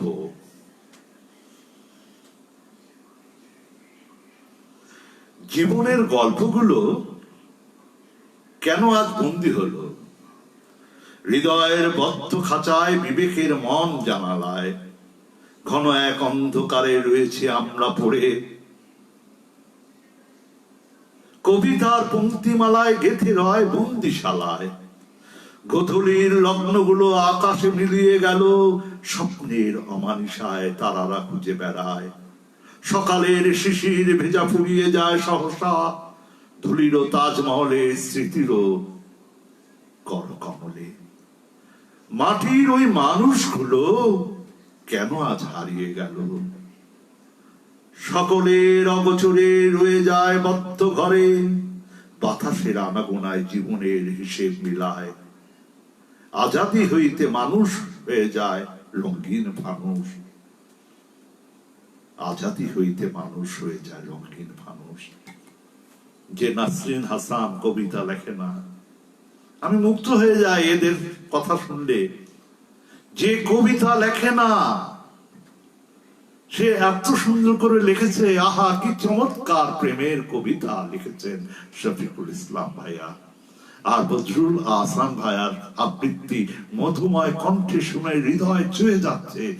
দুজনকে অন্তরের অন্তঃস্থল থেকে জানাই শুভেচ্ছা ও অভিনন্দন। আমিও তোমাকে অভিনন্দন জানাই সুন্দর একটা মন্তব্যের জন্য। তোমার জন্য সব সময় দোয়া থাকবে। তুমি যে শ্রোতা, আমার অনেক প্রিয় শ্রোতা, যে কবিতা লিখতে জানে না কিন্তু লিখতে পারে, ভাষায় প্রকাশ করতে পারে লেখার মধ্যে দিয়ে, আমি অভিভূত হয়ে যাই। এটাই তো আমার বিরাট প্রাপ্তি। আমি কিছু হয়তো পাই না,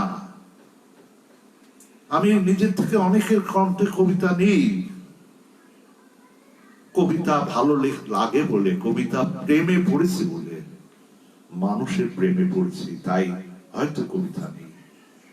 কিন্তু যখন কেউ আমাকে উৎসাহ দেয়, তখন আমি অনেক কিছু পাই, যেটা আমি ভাষায় প্রকাশ করতে পারবো না। আফসানা আহমেদ চলে এসছে, অ্যাডভোকেট পারভিন আক্তার আমার সাথে নতুন পরিচয়।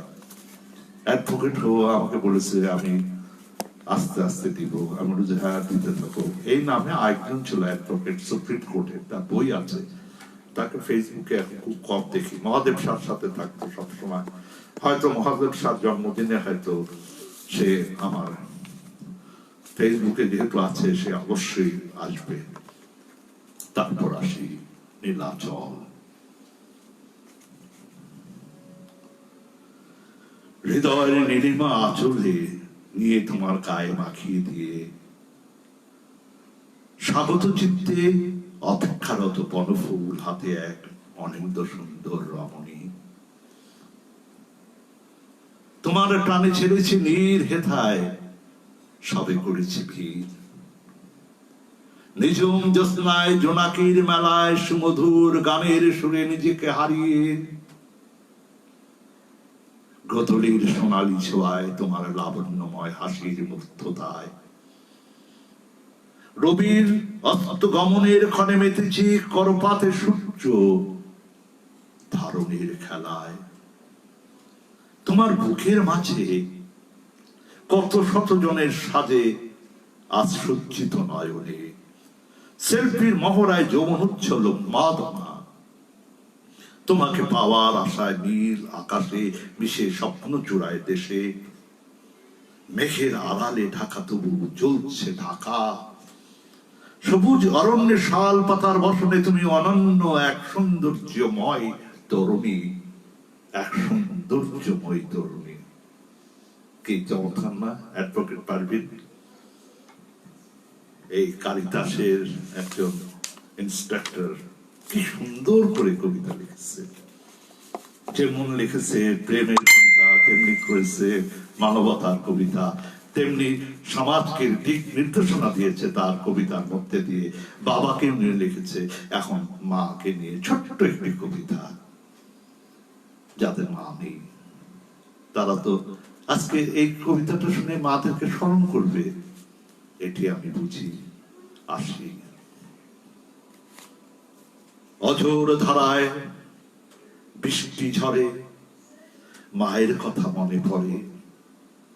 বৃষ্টির দিনে বাইরে গিয়ে আম কুড়িয়ে সঙ্গে নিয়ে পাড়ার সকল ছেলের সাথে বৃষ্টি পানি মাখিয়ে গাতে। কাদা ছোড়াছুড়ির খেলা, ছেলেবেলায় জমতো মেলা। বাদল দিনে বাইরে যেতে আমায় কত মানা করতে। মাগো মাগো তোমার স্নেহ মুক্তি আজও যাকে সেই দিনটি, আজও যাকে সেই দিনটি। তাই না? মায়ের চেহারা ভেসে উঠছে আজকে শফিকুল ইসলামের, আমারও ভেসে আসছে। কবিতার মধ্যে দিয়ে অনেক কিছু স্মরণ করা যায়, প্রার্থনা করা যায়, অনেক কিছু।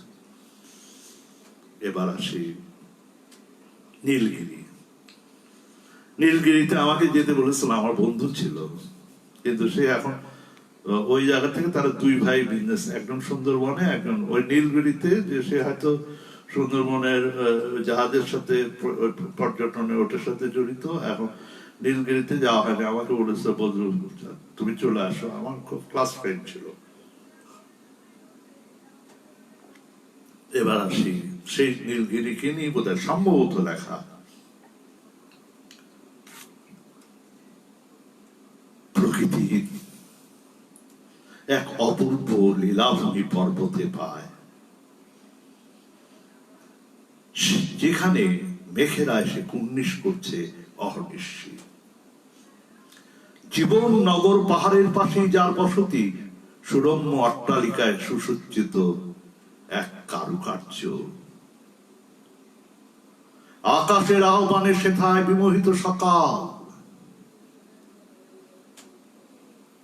প্রভাতে রবির উদয়ের মনোমুগ্ধকর দৃশ্য অবলোকন, আর বিকালে তার হৃদয় গ্রাহী নয়ন অভিরাম অস্তগমন। চারিদিকে সবুজা বৃক্ষরাজি সুশীতল ছায়ায় করেছে সেখানে কেহ ক্ষণিকের বাস। চলছে সেথা গৌরী সেনের উত্তরাধিকারী বিলাস। চলেন শফিকুল ইসলাম জানে না এটা বোধহয় রাঙ্গামাটি কি বান্দরবন, নিশ্চয়ই ওখানে কারিতাসের অফিস আছে। যদি করোনা মুক্ত হয়ে ওখানে যাব, সেই নীলগিরিতে যে আপনার এই কবিতাগুলো একেবারে ভিডিও করব, অনেক স্পট পাওয়া যাবে। এরকম করলেও তো ভালো লাগে, তাই না? আর কিছু দরকার আছে? হ্যাঁ মালিক মাহমুদ, আর কিছু দরকার আছে? যদি আমাকে যদি শফিকুল ইসলাম নিয়ে যায় সেই নীলগিরিতে, সেখানে একটা আসর বসা ফেললাম। নীলগিরি তো পর্যটকরা অনেক যায়, সেখানে আমি কবিতা করলে কেউ বাধা দেবে? সুন্দর একটা দৃশ্যের মধ্যে একদম অরণ্যের মধ্যে যে কবিতা পড়লাম, ভিডিও হলো, ওটা কি এই যে এখন যারা স্টুডিওতে করে, তো ওটার থেকে খারাপ হবে? বরঞ্চ ওটার চেয়ে আরো ভালো হবে। কি এরকম চিন্তা করতে পারি না? রিনু, ইয়াসমিন সুলতান রিনু এসছে, হাসে। আমার কি বলবো, আমার চাচাতো বোন, মামাতো বোন, সব অনেক ছোট্ট মেয়ে, সে এখন দেখে কবিতা লেখে। এখন এই ছোট ছোট মেয়েরাও কবিতা লেখে, কবিতাকেও বাদ নেই। আসি, তার বাবাকে নিয়েও লিখেছে, হয়তো তার ছেলেকেও নিয়ে লিখেছে। যখন ক্যাডেট কলেজে পাঠায় তখন একটা লিখেছে। যার যার বিভিন্ন সময় অনুভূতি হয়, সেইটাই কবিতাতে চলে আসে। এখন আসি হৃদয় কাশ। তাই ইয়াসমিন সুলতানা রিনু বলছে একা যাবেন না, আমাকেও নিয়ে যাবেন। হ্যাঁ, আমার তো একটা সিকিউরিটি দরকার। হ্যাঁ, তুমি থাকবে মানে নারী সিকিউরিটি, কারণ আমার কাছে তো অনেকে আসতে যাবে, তো তুমি ওটা কন্ট্রোল করবে, আমার ধারে কাছে আসতে দিবে না, দূর থেকে থাকবে, দেখবে, আমার কবিতা শুনবে। এটা দরকার আছে না? আমি তো আরো বকাঝকা করতে পারবো না, কন্ট্রোল করতে পারবো না। আর আমার জন্য তো সিকিউরিটি শফিকুল ইসলামের সেই কারিতাসের যারা আছে তাদেরকে বলে দিবে। এবার আসি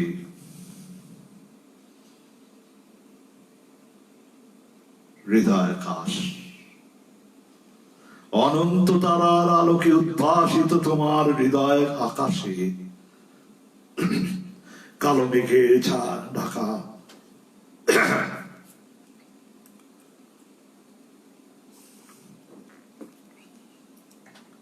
কালো মেঘের ঢাকা আমি পেখম মেলেছি সবুজ ঘাসের বুকে শিশির ভেজা আলতো ছোঁয়ার ভরে। লজ্জাবতীর ঘুম ভাঙানো সন্ধিক্ষণে স্বপ্ন ভাঙায় কতই আশার জাল বুনেছি। জিলিয়ার বক্ষ দেশে প্রজাপতির মিলনের সুখ দিতে না পারো, গোলাপে কাটার পতঙ্গের গেঁথে যাওয়া আঘাতে জর্জরিত করিও।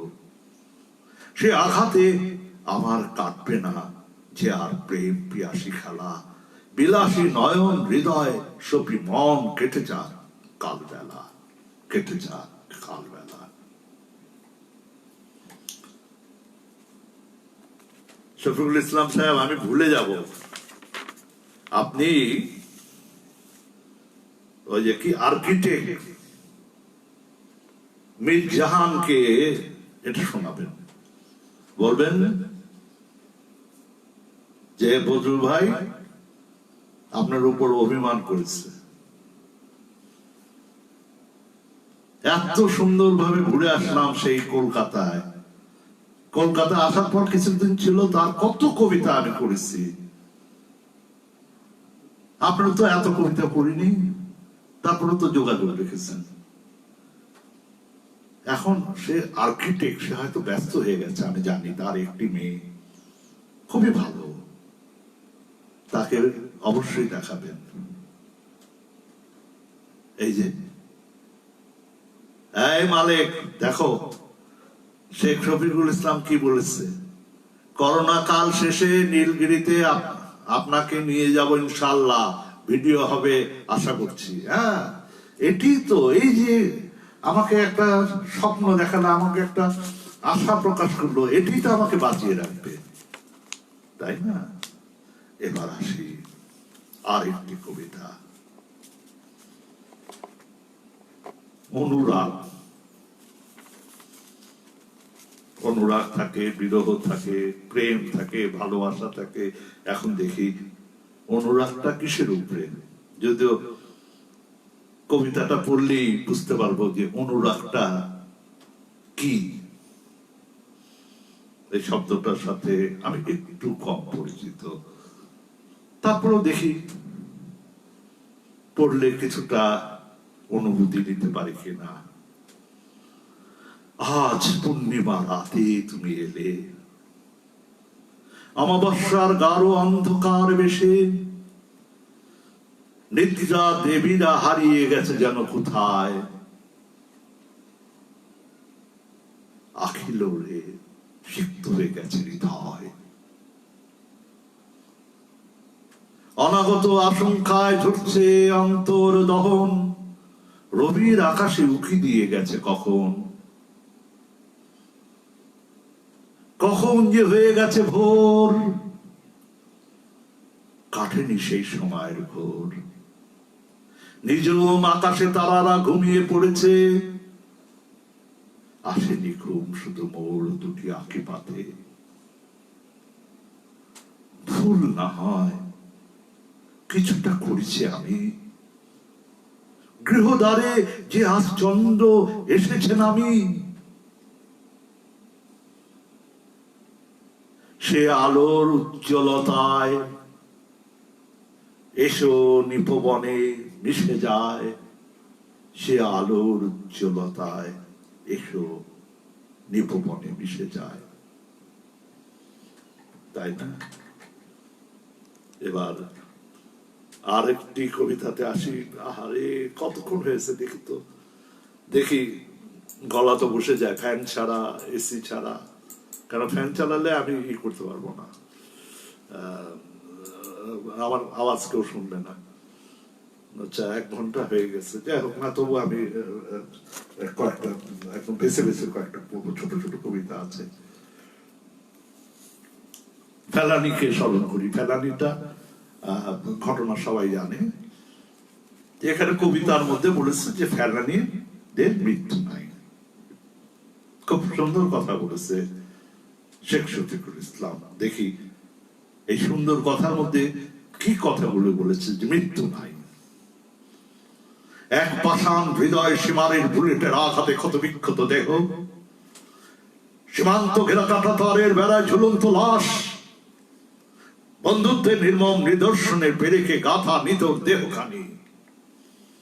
হিংস্র বিএসএফ এর বর্বরতা শিকার ফেলানিদের মৃত্যু নেই।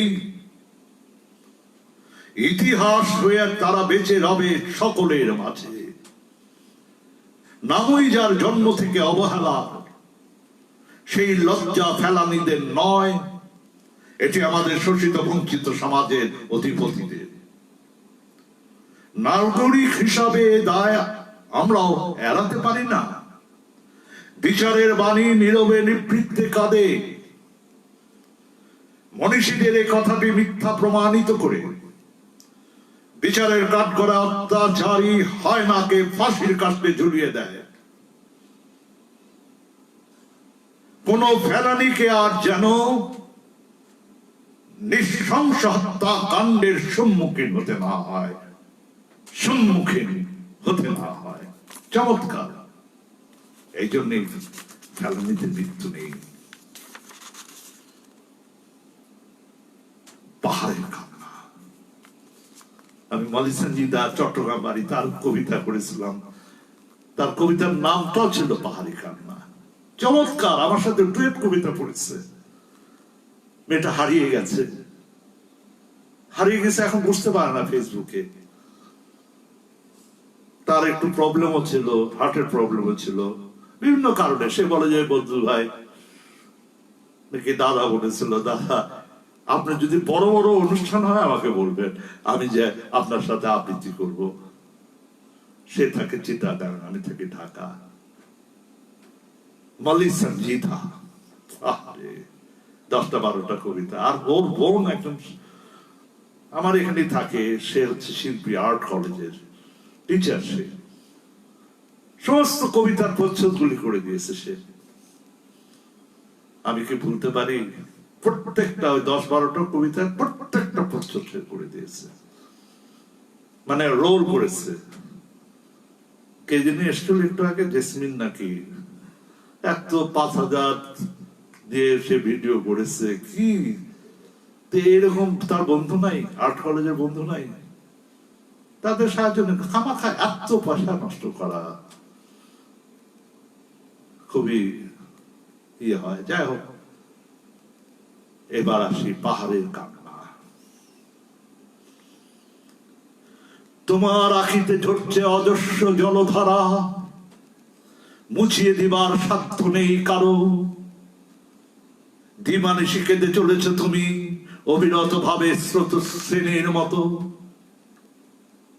তবু সরবে অশ্রু পানের অত, তোমার বুকে বয়ে চলেছে কত সহস্র নয়নে তোমারই চোখের জল, ছাতুর সবুজ আঁচলে ঢাকা। নির্ঘুম কাটে অনিশ্চিত তোমার লতা পাতা বৃক্ষরাজি সকাল, তোমার জলে পবিত্রা করেছে স্নান। সেই দিন থেকে বেড়ে গেছে তার মান, সেই দিন থেকে বেড়ে গেছে তার মান। তারপর আসি ছোট ছোট কবিতা বাঁচতে হবে, কারণ সময় অনেকক্ষণ হয়ে গেছে। আমি এখানে এই বই থেকে একটা কবিতা পড়ে তারপর চলে যাব তার আরেকটি বই সোনালী আকাশ, সেখান থেকে একটা দুইটা পড়ে তারপর আজকের মতো শেষ করবো। কি বলেছে, আসলে মিশলেই মানুষ চেনা সহজ হয়, আসলে মানুষকে চিনতে হলে মিশতে হয়। খালি ওই মানুষগুলি দূরে সরে যায়। কারা দূরে সরে যায়? কোনো কথা নাই বার্তা নাই, বললো যে একটা কবিতা করেন, আমি কবিতা করে দিলাম, 5টা হোক 10টা হোক, তারপর সেই পাখি উড়ে চলে গেল, কোনো খবর নেই। এখন সে যদি আমার সম্বন্ধে জানতো আমি কে, আমি কেন কবিতা পড়ি, কেন এই কষ্টটা করি, তাহলে তো একটা সম্মান বোধ থাকতো। এটা আমি বুঝি। কি করব? কবিতার প্রেমে যে পড়েছি, মানুষের প্রেমে পড়েছি কিনা যায় না, কবিতার প্রেমে পড়ে হাবুডুবু খাচ্ছি। হাবুডুবু খেয়ে মাঝে মাঝে ডুবে যাই, আবার সাতটায় উঠি। রাজিয়া সুলতানা হাসছে, রাজিয়া সুলতানা বলি ফেলি সব। হঠাৎ করে বলে, দাদা তুমি একটু মোবাইলের বিকাশটা দেখো তো, তোমার মানে ও জানতো আমার বিকাশ অ্যাকাউন্ট, পরে তোমাকে কিছু টাকা পাঠিয়েছি। আপনাকে তুমি বলে তো, অনেক তুমি বলে, ও তুমি এখনো বলা পায় নাই, যে স্কোপ পায় নাই। দাদু বলে, যদিও দাদু বলো, অনেকে তুমি বলে, আমার নাতি নাতনি তুমি বলে। তারপর যাই হোক, দেখে যে 1000 টাকা পাঠিয়েছে। বলে যে কেন? বলে আপনি কষ্ট করে আপনি আমার কবিতাগুলো একটু করবেন, আপনি এই যে 4-5 জনের কবিতা না, আপনি আমার কবিতা স্পেশালি পড়বেন। তারপর কবিতা দিয়েছি। এরকম ভুল আয়োজন করেছে সাভারে সে করছে কি, ক্যাপ্টেন পড়া খুব ভালো, সে বড় মাপের। তো সে আমাকে পাঠিয়েছে, আমার মোবাইলে ঠিকই পাঠিয়েছে এমবি দিয়ে, বিকাশে না। তো ওটা হয়তো 1 মাস হয়ে গেছে, 1000 টাকা এখনো চলছে। ওটার ফলে আমি এখন একটু ফোন টোন করতে পারি। তো এই হলো ব্যাপার। হ্যাঁ, এখন আসি স্বাধীনতা নিয়ে শফিকুল ইসলামের কবিতায়। হে স্বাধীনতা, তুমি জননী জন্মভূমির সর্বশ্রেষ্ঠ সন্তান, 30 লক্ষ ভাই বোনের আত্ম উৎসর্গের এক মহাসৃষ্টি, মায়ের জঠরে দীর্ঘ 9 মাসের রক্তক্ষরণের এক অনন্য ইতিহাস, 2 লক্ষ মা বোনের মানুষরূপী দানবের সাথে লড়াই করে সর্বস্ব ত্যাগের এক জ্বলন্ত উদাহরণ। হে স্বাধীনতা, তোমার বীজ রোপিত হয়েছিল 52-21 ফেব্রুয়ারি এক রক্ত গঙ্গার মধ্য দিয়ে। তুমি নিছক কোন যুগল বন্ধনের প্রেমের সরস বাহিনী নও, সরস কাহিনী নাও, তুমি বুলেট জর্জরিত গেরিলা যুদ্ধ সংগ্রামের এক চূড়ান্ত দলিল। মানুষের মুক্তির নিশানায় সোনার বাংলার সীমানা অক্ষত রাখার স্বপ্ন সাধনায় বিভোর পিতা তোমাকে ভূমিষ্ঠ করেছে এই জমিনের পর। হে বীরত্ব গাথা, সূর্য সন্তান এখন তোমার পূর্ণ যৌবন। কোন এক রং মহলে নেশার ঘরে বাইজির নৃত্য সুখের উল্লাস ধ্বনির অভিবাদন গ্রহণ তোমার সাজে না। নিপীড়িত শ্রমিকের মজুরি চুরি করে ধরনীর সব বড় বড় শহরে গাড়ি বাড়ি গাড়ি করে রঙ্গ রসে আজ তুমি মত্ত, সুইচ ব্যাংকে করছো তুমি টাকার পাহাড়, দেশটা কাজ করেছো উজাড়, গ্যাস বিদ্যুৎ এর দাম বাড়াচ্ছে বারংবার, রাজনীতি পলিটিক্স ঢুকে দেশটাকে চিরদিনের লিজ নেওয়ার অভিপ্রায় পাচ্ছে চাঁদাবাদী আর সন্ত্রাস প্রশ্রয়। হও সত্য কঠিন লৌহ মানব তুমি, তোমাকে সাহস ও শক্তি দেবেন অন্তর্যামী, রুখে দাও হে স্বাধীনতা। তুমি যত অন্যায় আর অবিচার, তাহলে পূর্ণ হবে তোমাকে পাওয়ার অঙ্গীকার, তাহলে পূর্ণ হবে তোমাকে পাওয়ার অঙ্গীকার। আবারও শেখ শফিকুল ইসলামকে আমার পক্ষ থেকে তাকে স্যালুট, অসংখ্য ধন্যবাদ চমৎকার একটা কবিতা উপহার দেওয়ার জন্য। এটা আমি মনে করি এটা বর্তমান সময়ের কবিতা।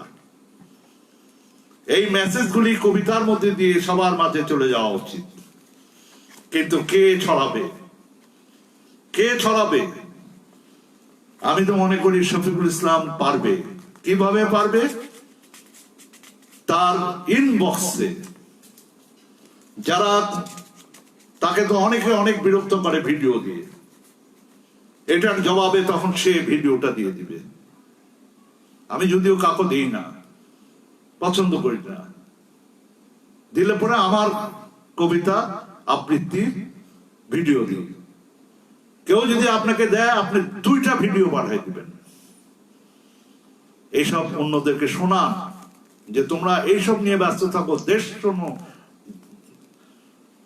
প্রকৃতির ভালোবাসতে শিখো। এই কবিতার মধ্যে এটা পাওয়া যাবে। এই হলো ব্যাপার। আসি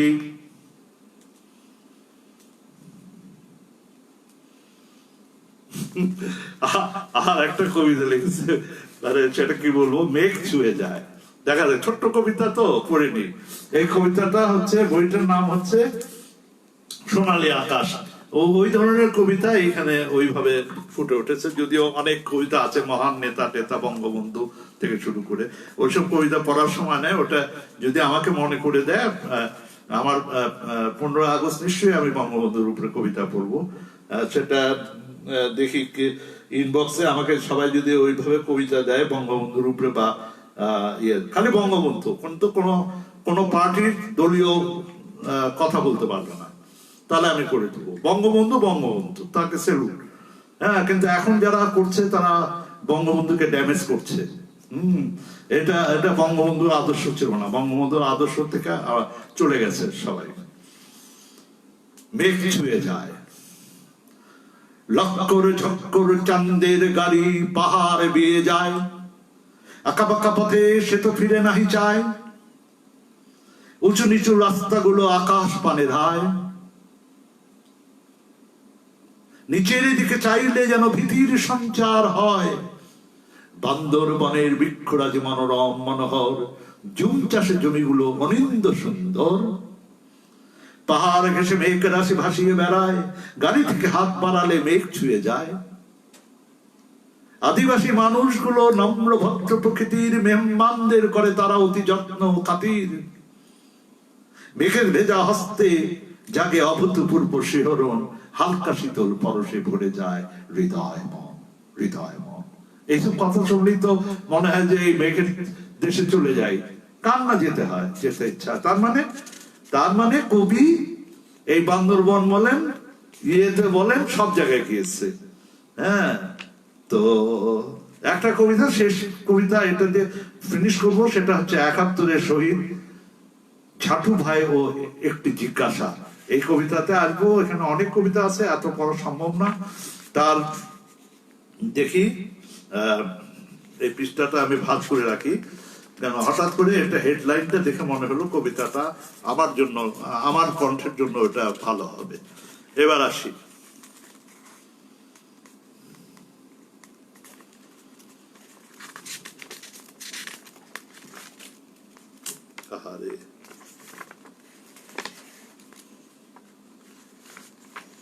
হিমালয় কান্না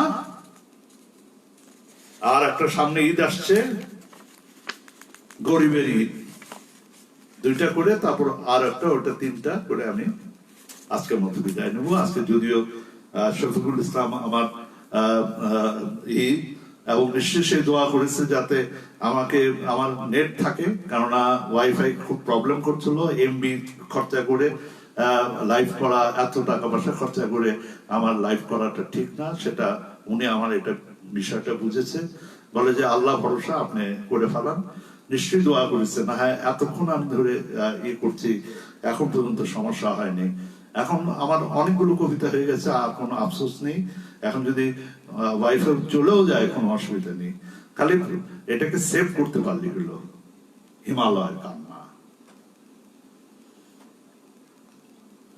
25শে এপ্রিল 2015, আমার কম্পিত হৃদয় খনিকে ভেঙে চুরমার করে দিয়ে গেল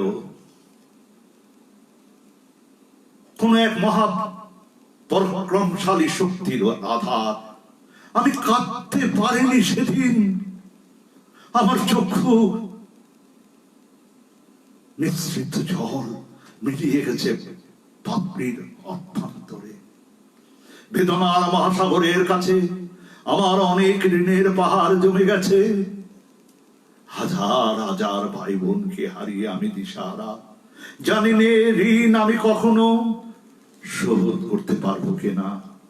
কি পাপ আমার ছিল, নাকি আমার সত্য বীর্যের অহংকার সইতে না পারে হিংসার বশবর্তী হয়ে ধ্বংসলীলা সংঘটিত করেছ। বিধাতার অপূর্ব সৃষ্টি, পৃথিবীর সর্বোচ্চ চূড়া আমার পাদদেশে অনিন্দ্র সৌন্দর্য সারা বিশ্বের মানুষকে টানে। এক নিমিষে আমার বুকের পাঁজর উত্থাল পাতাল করে দিয়ে ঘর বাড়ি সহ প্রকৃতির অপরূপ সৌন্দর্যের লীলাভূমি ধ্বংস করে দিয়ে কি সুখই বা পেলে তুমি। আমাকে পথে বসিয়ে আমি ঠিকই ঘুরে দাঁড়াবো, দেখে নিও তুমি। তখন হাসবে প্রকৃতি, আমার ভাই বোন সকলেই হাসবে। সেদিন হয়তো বেশি দূরে নয়, আমি কাঁদবো কাঁদবো আমি, সেদিন পড়বে আমার চোখের জল। সেদিন হয়তো বেশি দূরে নয়, আমি কাঁদবো কাঁদবো আমি, সেদিন পড়বে আমার চোখের জল।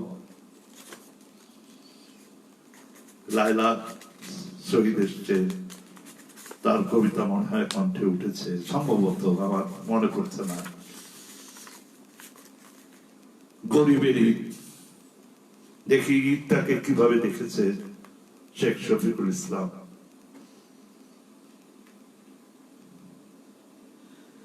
ঈদ পূর্ব কয়েকদিন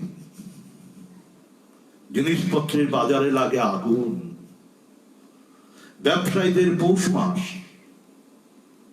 গরিব কাঙ্গালের সর্বনাশ। মাছ মাংস ধনে পাতার দুধ শশার দাম শাড়ি কাপড় সহ বাড়ে কয়েক গুণ। ব্যবসায়ীরা অটল, গরিব দুঃখী নাকাল। কুলি মজুর, পোশাক কর্মী, রিক্সাওয়ালা, ছোট চাকুরে প্রান্তিক চাষি বস্তিওয়ালা চাঁদ রাতে পায় টাকা, বাজারে গিয়ে হাত ফাঁকা। নিঃস্ব সবে বাড়ে ঋণ, গরিব আরো গরিব হয়, কবে আসবে সুদিন। ছেলে মেয়েদের মুখে হাসি ফোটাতে অনেক মূল্য দিতে হয় তাদেরকে, চড়া দামে কিনতে হয়, ব্যবসায়ের অজুহাত দেখায়, সিন্ডিকেট দাম বাড়ায়, কারো কিছু করার নেই, সিয়াম হয় না। নেই কি তাদের আখিরাত ভয়, কবে হবে শুভ বুদ্ধি উদয়। এইসব অসৎ ব্যবসায়ীরাই দেশ চালায়, এইসব ধান্দাবাজরাই দেশ চালায়। কোথায় যাবেন বলেন? কাজী গরিব গরিবই হয়, আর বড় লোক খালি সম্পদ বাড়ায়। সেকেন্ড হোম, বিভিন্ন দেশে তাদের সম্পত্তি, চিকিৎসা হয় তাদের বিদেশে। যার জন্য আমাদের এখানকার হাসপাতালের কোনো উন্নতি নেই। এবার আসি ৭১ শহীদ ঝাটু ভাই ও একটি জিজ্ঞাসা, এটি শেষ কবিতা।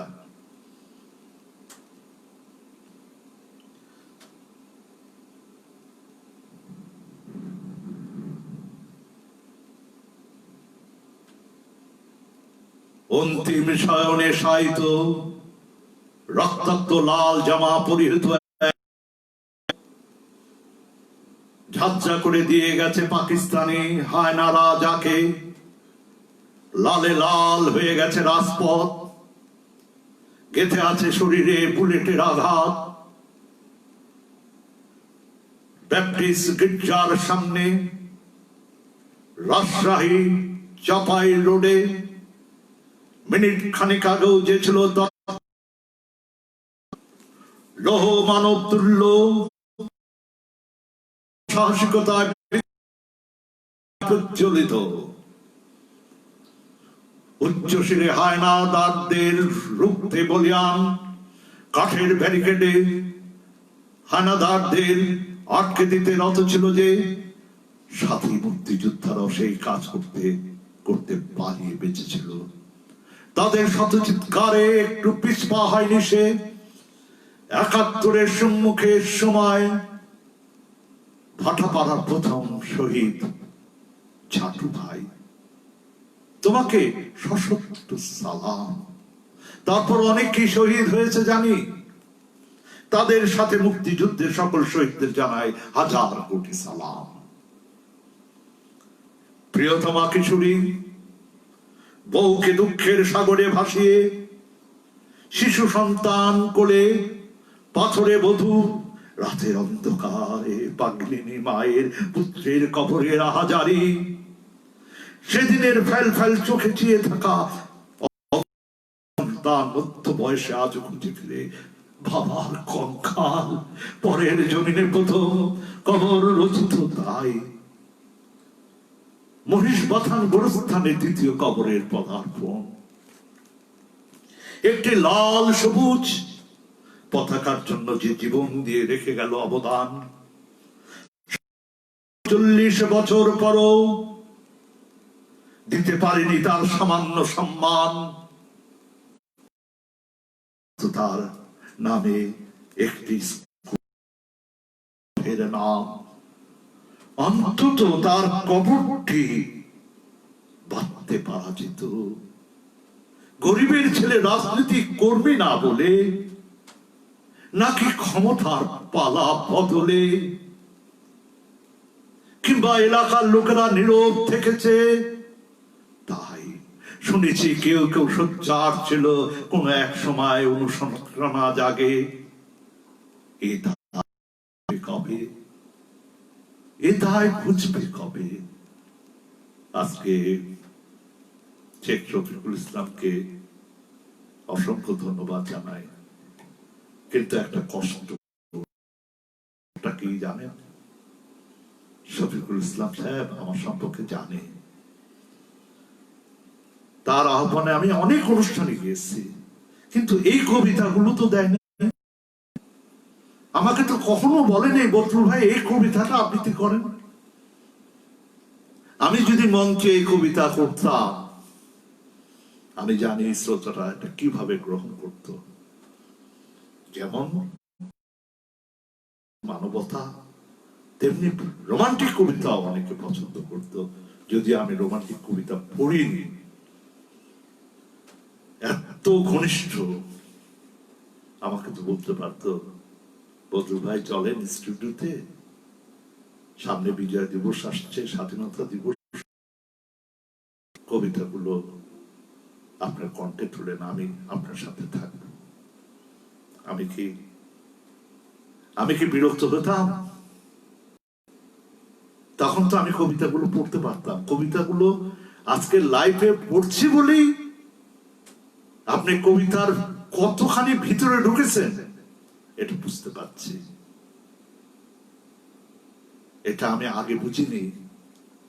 আমাকে বই দিয়েছেন ঠিকই, কিন্তু কবিতাগুলো পড়ার জন্য তো সুযোগ করে দিতে হয়। সেই সুযোগ ছিল আপনার। এই যে গাংচিল বলেন, বলেন, সেখানে এই কবিতাগুলো পড়লে কি কেউ আপত্তি করতো? আপত্তি করলে সে গাংচিল ছেড়ে দিতাম না, আমি কখনোই যেতাম না। আমাকে তো সবাই চিনে, জানে। কেন আপনার এই কবিতাগুলো কণ্ঠে উঠলো না?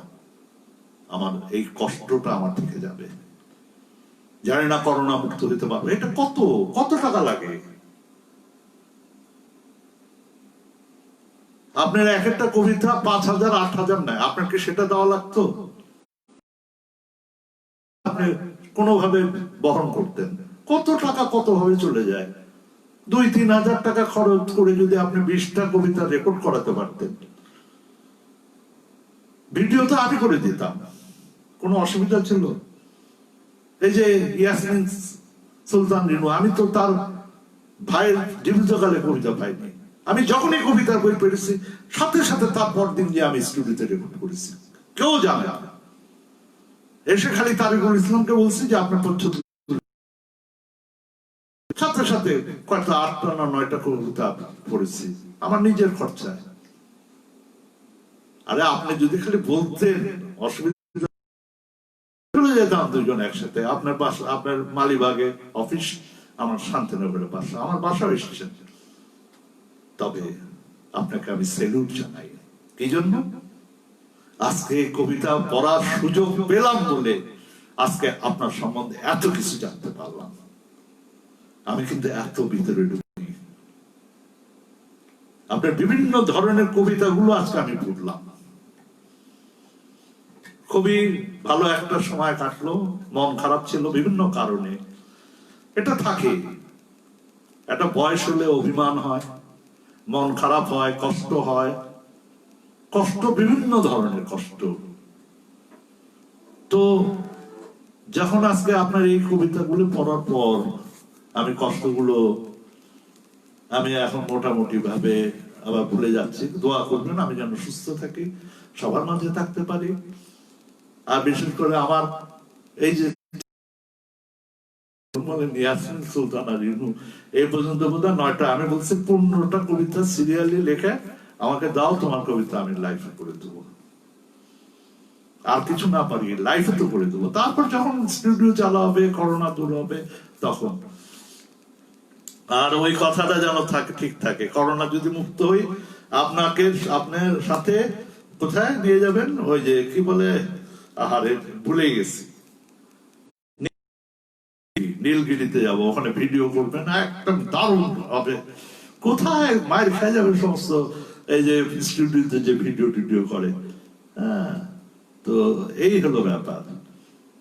তো এই প্রাপ্তি, আমার কবিতা শুনে, আমার কণ্ঠে কবিতা শুনে যদি কেউ চোখের পানি ফেলে বা কেউ খুশি হয়, এটাই তো আমার আনন্দ। আমি কত মানুষের চোখে পানি পড়েছে, আমি তো এসব বলি না দেখে, আমি এসব বলি না। এটা শফিকুল ইসলাম ভাই দেখেন নেই, আয়াত আলী পাটোয়ারি, সুপ্রিম কোর্টের অ্যাডভোকেট, তার কবিতা নিয়ে এসে ওখানকার মানে প্রধান অতিথি, তার কবিতা পড়ার পর সে বাচ্চা মানুষের মতো জড়ায় ধরে কাঁদলো। আমি কি এটা ভুলে গেছি? এখানে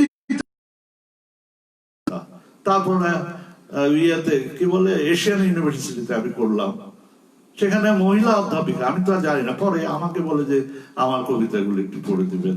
এমন যে আমার তো এখানে একজন আমাকে গাড়িতে নিয়ে এসছে, ইমরোজ সোহেল, তার কবিতা বলে যে একটু দেখেন না, আমারটা একটু পড়ে দেন। তা আমি, আমার সাথে একজন ছিল মারজান, আমি বললাম যে এই মারজান, তুমি ইমরোজ সোহেলকে বলো তো, আমি যেহেতু মারজান ও পড়বে, তুমি পড়বা, এই জন্য আমি একজনের কবিতা পড়তে চাই। তার অধ্যাপিকা, সে আমাকে কণ্ঠে কবিতা শুনতে চাচ্ছে। তারপর মঞ্চে গেলাম, আমাকে ডাকলো যখন, তার বইটা আমি একটু বসে ওখানে সিলেক্ট করে ফেলেছি, সিলেক্ট করে কবিতাটা পড়লাম। ওখানে কবিতা পড়ার পর আমি দেখি যে যেই আমি এসছি, আমার পাশেই তার সিট, বসে নেই, সে দাঁড়িয়ে আছে, আর ঝরঝর করে চোখ দিয়ে পানি পড়ছে।